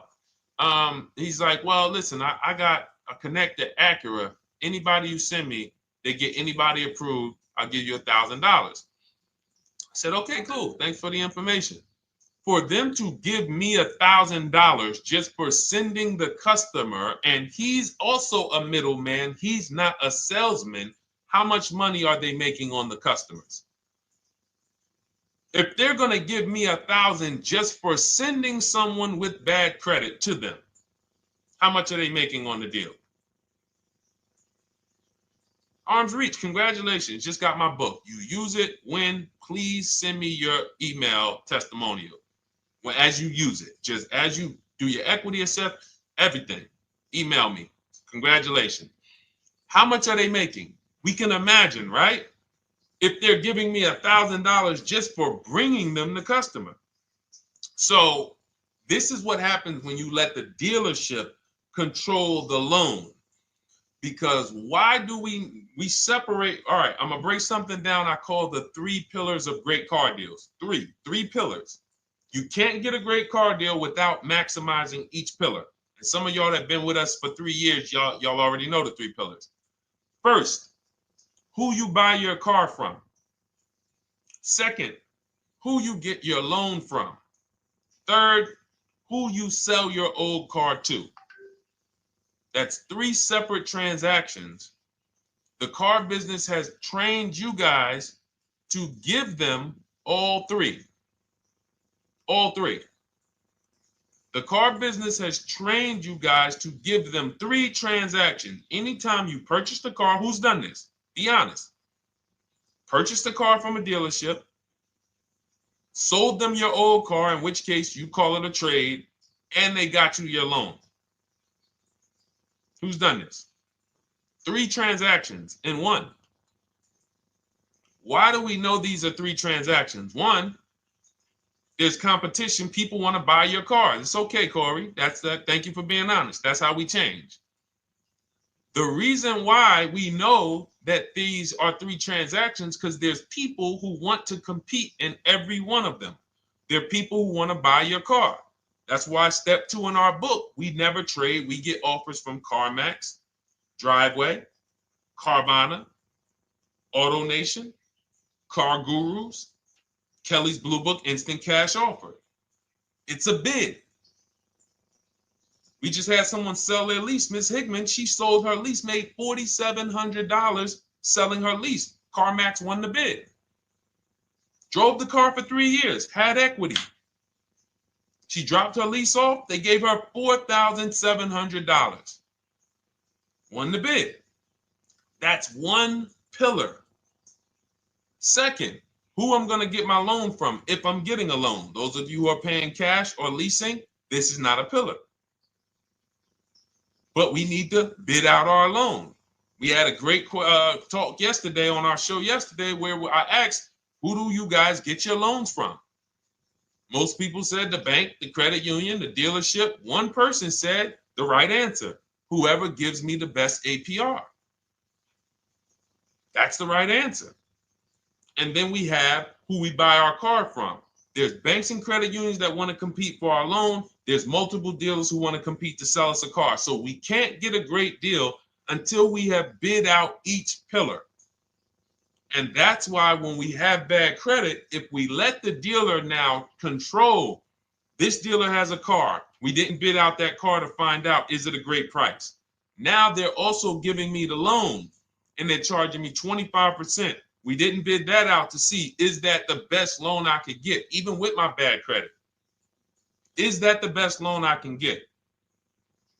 So the key, what you want to do first, if you have bad credit, is I'm online looking for anyone who will finance me with bad credit separate from the dealer. I'm not going to Carvana.com and saying, hey, you can get a car with us you can get a loan with us as long as you buy a car from us. You're mixing the transactions. You're taking away my ability to get bids. I'm finding someone you should check out. There's a resource. Oh my goodness, what's the name of the company? It's in my book, but I want to give it to you. Goodness, it's slipping my mind right now. Send me an email or a DM, because here's the thing. If you use just that part and get the loan funded, but you don't know how to bid out everything else and structure your transactions, and are you keeping the car 8 years? Because if you're not keeping the car 8 years and you're like, Deshone, I hear you talking about leasing. I'm not keeping my car 8 years, but my credit's not good. The only purpose, if you telling me that I could be driving brand new cars for cents on the dollar, but I don't qualify right now, this car that I'm going to get is to set me up. So I'm not going to get a $30,000 car. I'm going to get me a $12,000 car, $10,000 car, the cheapest car I can get a loan on, so I can establish a payment history. And once I establish a 2-year payment history, yeah, I'm going to drive a car less than what I could drive. I got the money. I could afford more than this. But you're not setting yourself up for the right transaction. You should be setting yourself up and saying, all right, I'm going to sacrifice with this car, drive something that I know this is not my ideal car, but I'm going to build 2 years of payment history. So when I go and I swap into my lease in 2 years, I'm out with a brand new car. I'm paying cents on the dollar, and I won. But it was a plan. It was a long-term plan. This is the second most expensive purchase of your life. You can win every single time, or you can lose and set yourself and your family back 5 to 10 grand each car or more. Every time you get a car, it's 5 to 10 grand more you're coming out of your family's bank account than what could have. Then you got the car breaking down. Now you got tow trucks, all because you don't have an actual plan you're rolling out. And that's what I see a lot of people do with bad credit. Oh man, I got bad credit. I'm just going to go and get me something. I could afford $600 a month. And they go and buy the most expensive car. But because 25% interest is on the loan, they're not getting the most car for their money. Now, 3 years down the road, they're going to pay the high payment, still have negative equity because their interest is so high. And then they go and swap and do it again. And because the payment's so high and the car is older, because they want something fancy, but they really can't get that because, again, the interest is high. That's eating into their budget. Now they're going 3 years down the road. They missed 3 payments. They were late 3 times, so they're no closer to leasing. Credit's still bad. This is disaster. So if you're a long-term person, I break it down for you guys into two groups of people: long-term, short-term. Long-term high mileage driver, short-term high mileage driver, different plan. Long-term bad credit person, short-term bad credit person, different plan. If I'm a long-term person with bad credit, here's what I'm doing: finding the absolute best car I could find, getting bids, either new cars or used cars. We got the strategies for both. You can use the marketplaces, cars.com, Car Auto Trader. We got a whole strategy for how we find used cars, but you find that car, you pay your loan of 20%, 19%, 18%, if that's the best you can get. Because here's what you're going to do. In 2 years, you're not swapping into a lease. In 2 years, you've established a payment history, you fixed your credit, and now what are we going to do? You got a quality car. You're not thinking about trading it. You're not thinking about replacing it. You're like, man, this is my car. It's a great car. I'm just paying daggone 20% interest. What do I do now after 2 years? Now that my credit is good because I got a quality car, dependable car, I'm focused on fixing my credit over 2 years. What am I going to do after 2 years? Anybody?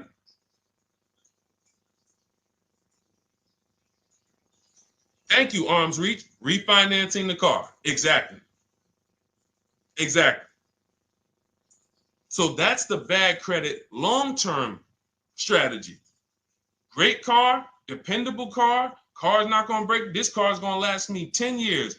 Right now, when I bought it, 20% interest rate.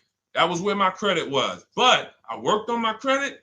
Boom. I'm a 690 now. I'm a 720 now. I'm refinancing that into a short-term, into a shorter-term loan, and I won. Pay this thing off, and I'm going to keep it. Nothing to talk about leasing. Leasing only comes into play where the 8-year rule is concerned. I'm not keeping this next car 8 years. I should be setting myself up to lease, or I should be leasing. That's how I'm going to save the most money, keep the most money in my bank account, have the best car. Not even close. Not even close. All the wins for the purchasers are after 8 years. People who are like, man, Deshone, I got a car, man. I had this thing 12 years, man. It's been paid off for 6 years. I ain't had a payment. I love it. Long-term purchaser. You won. You won. Who's in that situation? Who has a car outside that they've had for more than a decade? Paid off. You can give it to your son. You can give it to your daughter. It's an extra car. That's purchasing. That's the wins. That's what we call the reward stage of purchasing. But you got to get there. All right. All right, let's go. A lot more questions. We got probably another 20 minutes we'll stay on, so let's keep it moving. But again, Lend Buzz, that's the company. Lend, Lendbuzz. They started, I started seeing them about 18 months, 2 years ago, and they were loaning to people with, international students, people who didn't have credit. You want to try to find a place that will fund you independent of the dealership. That is what your goal is at all times. Independent of the dealership. Here, you qualify based on your income and your credit. You qualify for $18,000. Go find a car now. That is what you want. You don't want people mixing the bank loan with the car and two pillars that they are controlling. We're controlling the price of this car. We're controlling your interest rate. We don't want that. Yep, exactly, Cindy. For those who just joined, this is our Tuesday, May 6th live. We do these lives Monday through Thursday at 12 noon, so you can tell your friends, family. We wanted to now come up with a constant and consistent time where I can meet with you guys. If you don't have, if you can't stay the whole broadcast, we will replay these throughout the day because sometimes people got to jet back to work. They're watching us on the lunch break. You can catch up on the whole rest of the show throughout the day, all the way up until tomorrow, and then over the weekend, we'll play a whole compilation of all the shows for people who really want to dig in and hear all the questions that we answered throughout the week on, Monday through Thursday. But if you want to join us live, set your calendar, set an alarm, meet us on any channel. We're on TikTok, Instagram, Facebook, and YouTube on the Deshone the Auto Advisor channels, 12 noon, Monday through Thursday. All right. Let's go. Next question, Dolan. All right. What are your thoughts on purchasing used versus new? It's a great question, Kathy. For me, it's a matter of budget and values. It's only a matter of values if you can afford both. So if you can get everything you want in a new car for your budget, everything you want, everything that you need, and you can afford it in a new car, you have the option to choose both. So it becomes a matter of values. In my book, I teach, are you a person who's like, I want to reward myself. I only get a new car every decade. I'm going to keep this thing 10 years. I want the latest and greatest. Therefore, I'm going to shop and get the best offer, get me a below market purchase. Because y'all notice I always put in a caveat of a below market purchase, below market lease. That's all we're talking about here with Cars from Home. That's all we're talking about. You need to, every purchase you make or lease you get, you want it to be a below market lease or purchase. So now, if I could afford both, is it I'm going to reward myself with a new vehicle, or do I have these other values where I actually want to knock 20 to 30 to 40% off the price to get even more for my money? So that's really up to you if you can afford both. There's no right or wrong there. It's a matter of, like I said, the values. Now, some of you once you look at your budget, I have a tool in my book and in our video checklist, the coaching program called the Perfect Budget Calculator. We invented this. So it's not on Google. You'll hear a lot of the stuff, almost nothing we teach. You're like, if you ever go to look for it, the 8-year rule.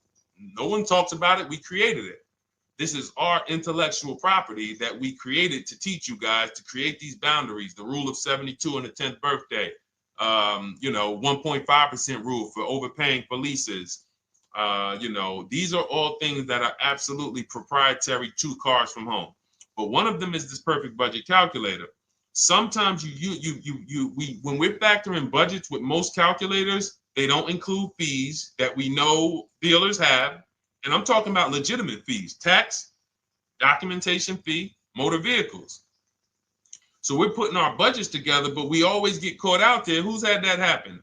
You got it all figured out. You get to the dealership, you bought the car, and they're like, well, what are you going to do with the fees? Because you got $3,000 in taxes and fees. And you're like, whoa, where'd that come from? Sometimes they're lying and sometimes it's legit. But none of these calculators factor in the fees and everything like that. So we created this Perfect Budget Calculator that does. But here's the thing. Once you find out what your budget is, even if you're budgeting with a normal calculator, just add a couple thousand to account for the taxes and the fees. But you might see, I can't get everything I want in a new car for this budget. Everything I need, I can't get for this $24,000, in which case I need to go and look for a pre-owned one.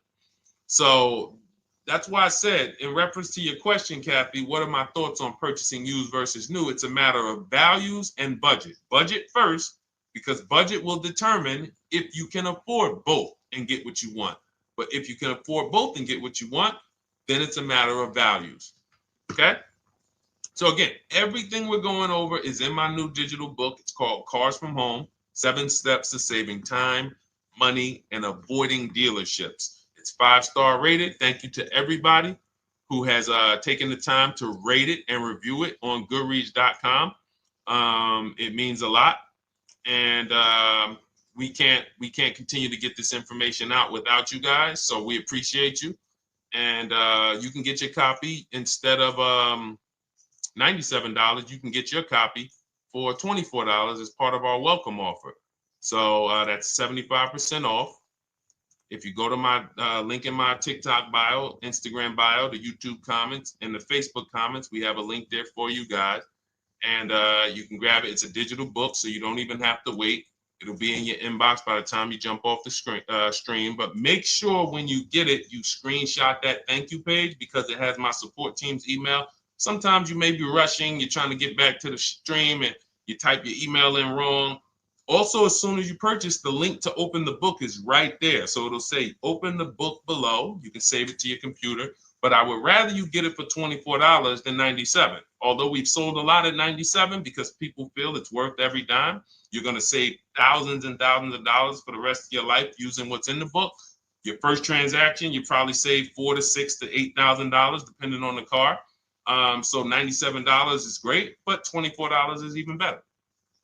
All right. And for those of you who have a different learning style, you'll see in there, shop with Deshone. You're more of a do it with you person. Do it with me, Deshone. Okay.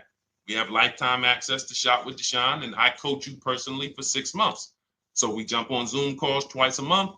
And some of you who may qualify for done for you, just do it for me. If you qualify for that, we have a welcome special for that too of $300 off. So get in where you fit. And those of you who are new or you're like, Deshone, I like what you're talking about, but I still don't trust you. You can start with our free cheat sheets. So just start somewhere so that you can start to reinvent how you're car shopping. Magley, how are you? Oh man, of course I remember you. Following for years. You actually were following me from the time God blew me up on TikTok. That was 2021.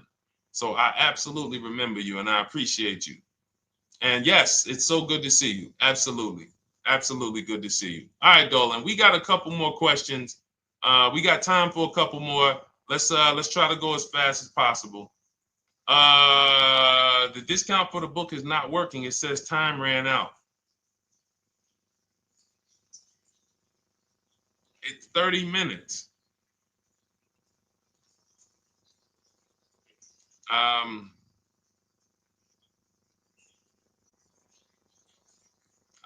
don't know. I don't know. Y'all help me out. I don't know what to do with that. I'm sorry. If the welcome offer for $24 was not really 30 minutes, then that means I'm just lying to you. You know what I mean? I'm just like, oh yeah, it's 30 minutes, but come back in 2 hours and it'll still be, you know what I mean? It's, start with the cheat sheets. You know what I'm saying? Like start with the cheat sheets. Get yourself your free cheat sheets, and start there. And when you feel better about working with us in some capacity, you go to the next step. Start with the free cheat sheets. All right, let's go, Dolan. So I'm a new driver. Should I be looking to be an 8-year person or a lease person? Well, I'll tell you this. I got 3 young adults. 2 my daughter, my daughter who's 18, my niece who's 20, and then a young man that I, basically like a son to me who's in the Navy and he's 21. Well, he'll be 21 this year. So he's 20. Now, they all called me in the last 3 months because my daughter's getting her license. My daughter didn't call me. She's getting her license in the next, in June. And we've all talked about this. How should I get this car? Now, my situation when I was 22, I'd already bought a $500 Mitsubishi Eclipse. Transmission went out on me probably after 6 months. And then I bought a buy here, pay here car. This is before I got into the car business. I got into the car business, I was 22, working for Pontiac GMC Buick.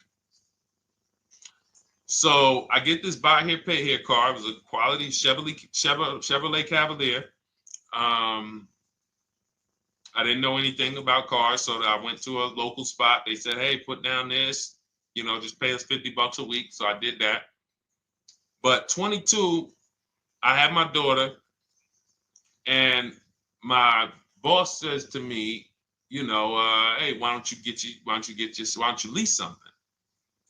And I was already selling cars, but I just didn't think, could I even, qualify for a lease? I don't even know what I was selling them, but I'm just literally doing what most salesmen do. All right, he wants to lease. All right, what's the payment? Yeah, tell him it's this. All right, perfect. They said it's that. Oh, that's a little too high. All right, they said it's a little too high. All right, so that's what I was doing. I didn't really understand anything.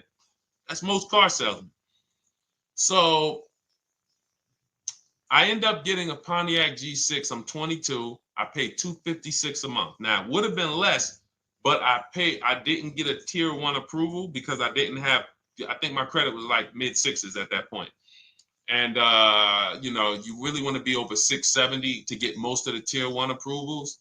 But it would only raise my payment maybe 25 bucks. Wasn't a lot. Now I'm 22. I'm driving a brand new 2007. It's still 2006. 2007. I'm pulling up, brand new car, full warranty, $256 a month. At the same time, I have a friend, got a vehicle, Toyota, financed it, went in. She had, you know, we had our, she had a young child, a little older than us, maybe 1 or 2 years older than us.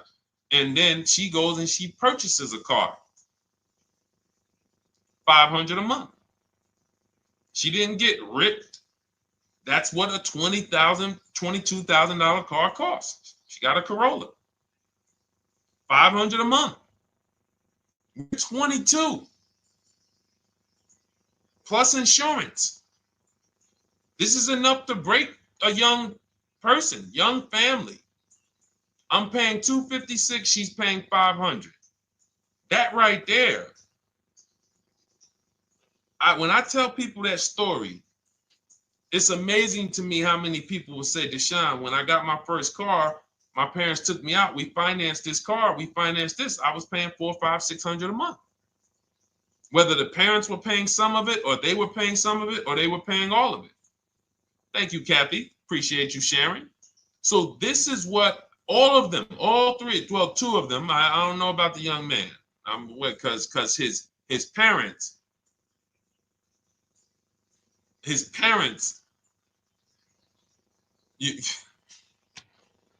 I'm not going to override your parents. And if your parents tell you that they think you should buy a used car or buy a good, then okay. But I'm just telling you, when you see my daughter and you see my niece pull up in brand new cars and they have low payments and they don't have to worry about getting stranded on the road, hey, call the tow truck. Do we still have a warranty on this thing? So I would be telling, again, 8-year rule. Because if I've had young people in their early 20s who are like, I'm not even into cars. Like, I'm going to buy this and I'm going to keep this car. Like, I'll keep it 8, 10 years. I don't. And I've had some people who they know when they get a better job, when they move to this, they're going to start a family. They're probably not going to keep the car 8 years. So it still goes back to the 8-year rule. Always. Always.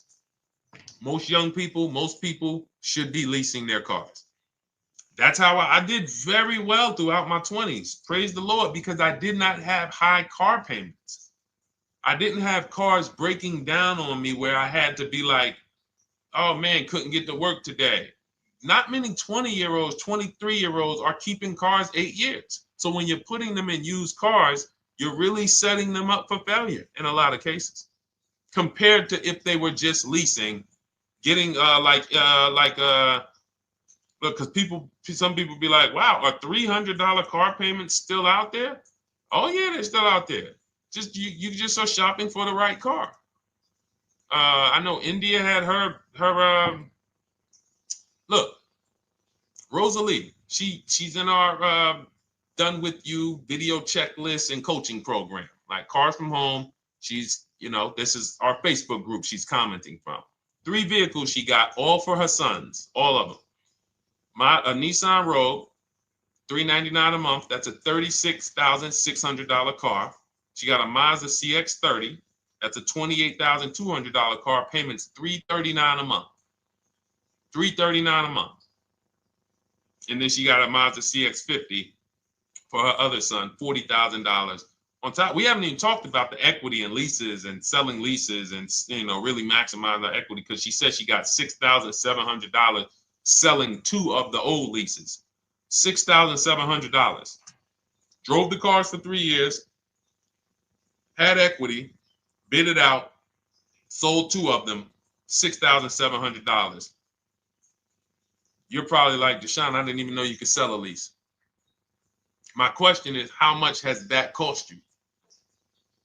So when you're looking at investing in anything we're doing, be it my book, be it Shop with Deshone, our video checklist and coaching, be it our Done For You program. One thing that we do covers everything. Your first deal, if you're moving, you're gonna be like, shoot, I got everything I just invested back times 10. That's what we hold ourselves accountable to. Just her equity alone, she made $6,700 selling 2 cars. Didn't even know I could sell leases, and I just put $6,700 in my pocket selling 2 leases. Whoa. So $300 payments. Those would be perfect cars for young people. $339, that's with no money down. Imagine if she wanted to put another $2,500 down, bring the payment down to, $275. This is the way to be moving. And those of you who are getting this, are you getting this? If you're getting this, type some dollar signs. Who's getting this? Who's getting this? Type dollar signs in the chat. Who's getting it? Let's go. Who's locked in? All right. I see you, Mario. I see you, Dane. I see you, Terry Carter. I see you. Who's getting this? Who else is getting it? Who else is locked in?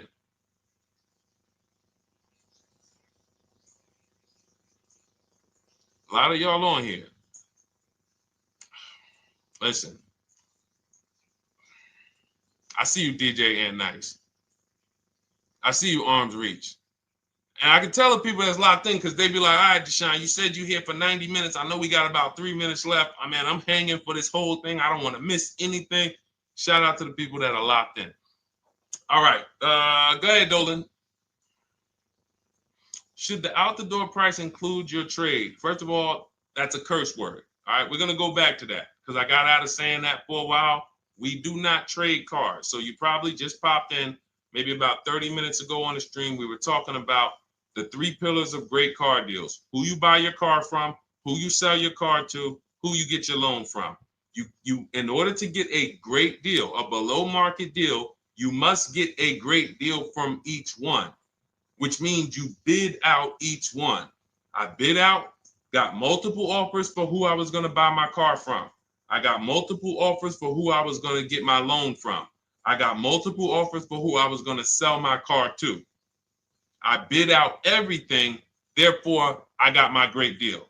If you bid out this, but you don't bid out this, and somebody you get an interest rate of 7.1 when you could have got an interest rate of 5.2, you lost $2,000. Depending on the cost of your loan, how much you're financing, you lost $2,000. Yeah, you did a bid on who you bought the car from, or you didn't bid out your trade, therefore you didn't find the highest bidder. You traded your car for 14. Another bidder would have paid you 18. You lost $4,000. So you got to bid out everything. That's why we do not trade. The only people that have to trade are people with a lot of negative equity who can't pay off the difference. And that's why I am the reason for negative equity is not understanding leasing. You buy your cars, take out loans, switch the car. Negative equity. It's literally the reason for negative equity is I should have leased, but I didn't. Now I have negative equity because I'm replacing this car with a loan still on it. So out the door price will not include your other car. And if I was trading a car, then yes, the out the door price would include the trade. But because we do not trade cars, our out the door prices don't include the trade. Let me show you an example of what our out the door prices look like. So these are some spreadsheets for our Done For You program where we shop for clients. You can see here, this is we shop for a Subaru for this particular client. In this case, look, and you can see the MSRPs for this car is an inexpensive car, $27,000, $26,000. Look at the out the door prices, 29, 30, 30, 29, 29. These are all out the door prices with the taxes and fees. So you can see these dealers are giving either no discount or a little discount. 27 out the door price is 30,000. But look at the winner. Look at the winner. This particular dealer won the bid at this particular time They're not going to win the bid all the time. In this particular case, they needed the unit. $27,900 is the MSRP. Out the door price is $27,463. The out the door price is lower than the MSRP. How? Because they took off almost $4,000 in discounts. Almost $4,000 in discount. So every time you shop for your used cars or new cars, this is how you should be shopping. If you're not leasing, this is how you should be shopping. I'm getting multiple offers, out the door prices, comparing who gave me the best offer. Who gave me the best offer? Oh, look, Daniel Thompson said, D, I'm bidding out to sell my car and got a $4,000 swing from the lowest to the highest bid. This is the people who you listen. If I can bring them on and have them talk, they would be talking to y'all about how different this is. I didn't bring you here on a Tuesday afternoon, or you're not watching this. If you're watching the replay later on Tuesday, or maybe, Wednesday morning, we go live at 12 noon, Monday through Thursday. So we replay the show just for everyone who missed it. You can send all your friends, family, go to Deshone the Auto Advisor's pages, watch the replay from today's show. But they know this is, I didn't bring you here to talk to you about hundreds of dollars. We are talking thousands of dollars at all times. There is never anything that we talk about that is hundreds. Let someone else talk to you about how you can save a couple hundred more per month. We might be talking about hundreds per month. That might be the only time we're talking about hundreds, $200 per month. But other than that, which equals thousands. We're not here to figure out how we're going to save $50 this month. No, this is big, huge money. So thank you, Daniel. Thank you for tapping in with that information. So, all right, listen, guys. Everything we teach is in a step-by-step format, because when it's not step-by-step, you'll get overwhelmed. When it's step-by-step, you can challenge yourself to stay right on this step, check it off, move to the next step. Check it off, move to the next step. Step 7 in our Cars from Home process is delivery. Step 6 is paperwork. Step 1 is the most important question, which is the 8-year rule. It's literally called the most important question. 8-year rule. How many years are you keeping the next car? Step 2 is the equity assessment. That's why you heard Wendell in his book testimonial. He said, I just completed the equity assessment and we got 30% more than the book value. Bidding it out. He said, I'm about to move to the next step. So everything we teach is step. Step 3 is deal structure, where we budget and we see, all right, how much car can we afford? What does a good deal look like? Step 4, we go shopping, which is choosing what we want. Shopping, looking, doing. We're not buying it. We're shopping the market. We're test driving. We are literally choosing what we want. Shopping, enjoying shopping. Step 5 is multiple offers. That's when we're in talking to dealers online, getting offers, getting bids. Step 6 is paperwork and protection, to make sure that the offer we got is legit. We tied it up. Paperwork is right. We go over extended warranties, tire and wheel, maintenance plans. Do we need them? Key protection. Do we need any of this stuff? And step 7 is delivery. It is a step-by-step path. That is how people win. They're not coming into some college to learn how to be a car salesman or to learn everything I know. No, it's a path. So if you want the blueprint in book form, that's my digital book, Cars from Home, 7 Steps of Saving Time, Money, and Avoiding Dealerships. Normally $97, part of our 30-minute welcome offer. You can get yours for $24 in my TikTok bio, Instagram bio, the YouTube comments, and the Facebook comments. Click those links and then click the special $24 welcome offer. It's good for 30 minutes. And you'll save 75%. If for those of you who are like, Deshone, what about that video checklist? That is our Shop Done With You program. Cars from Home, done with you. You get lifetime access to everything we teach, all our below market videos, and it's short videos. I want you guys getting cars in 90 minutes. 90 minutes. Not shopping. The shopping might take you longer. Deciding what you want, you might be doing that for 2 months. But once you decide what you want, I want you to be able to get below market deals in 90 minutes. That's how I do it. We're not hours and hours to get these car deals. Some of these deals we make in literally 45 minutes over a 3-day period. So that is how we do it. And you'll have access to our coaching program. We do Zoom calls twice a month, first and third Wednesday. And you have a Facebook group with 1,600 people in it that have come before you in the last 3 years. And then for those of you who qualify for shop with done for me, just do it for me, Deshone. New cars and leases only. Credit score has to be over 670 FICO. Book a call with our team. Let's see if we can help you. All of those have welcome specials. The book is 75% off welcome special. Shop with Deshone is $200 off welcome special for 48 hours.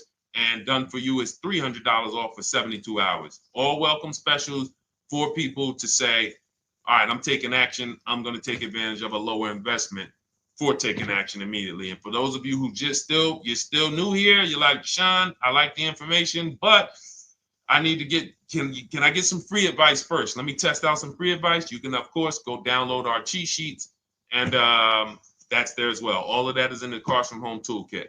So always a pleasure. We will be back tomorrow, 12 noon. Please mark your calendars, tell your friends, bring a friend, and we'll continue to, we'll continue to do what we do and try to make sure you guys have everything you need to win every car you get. I want you sending pictures with the numbers.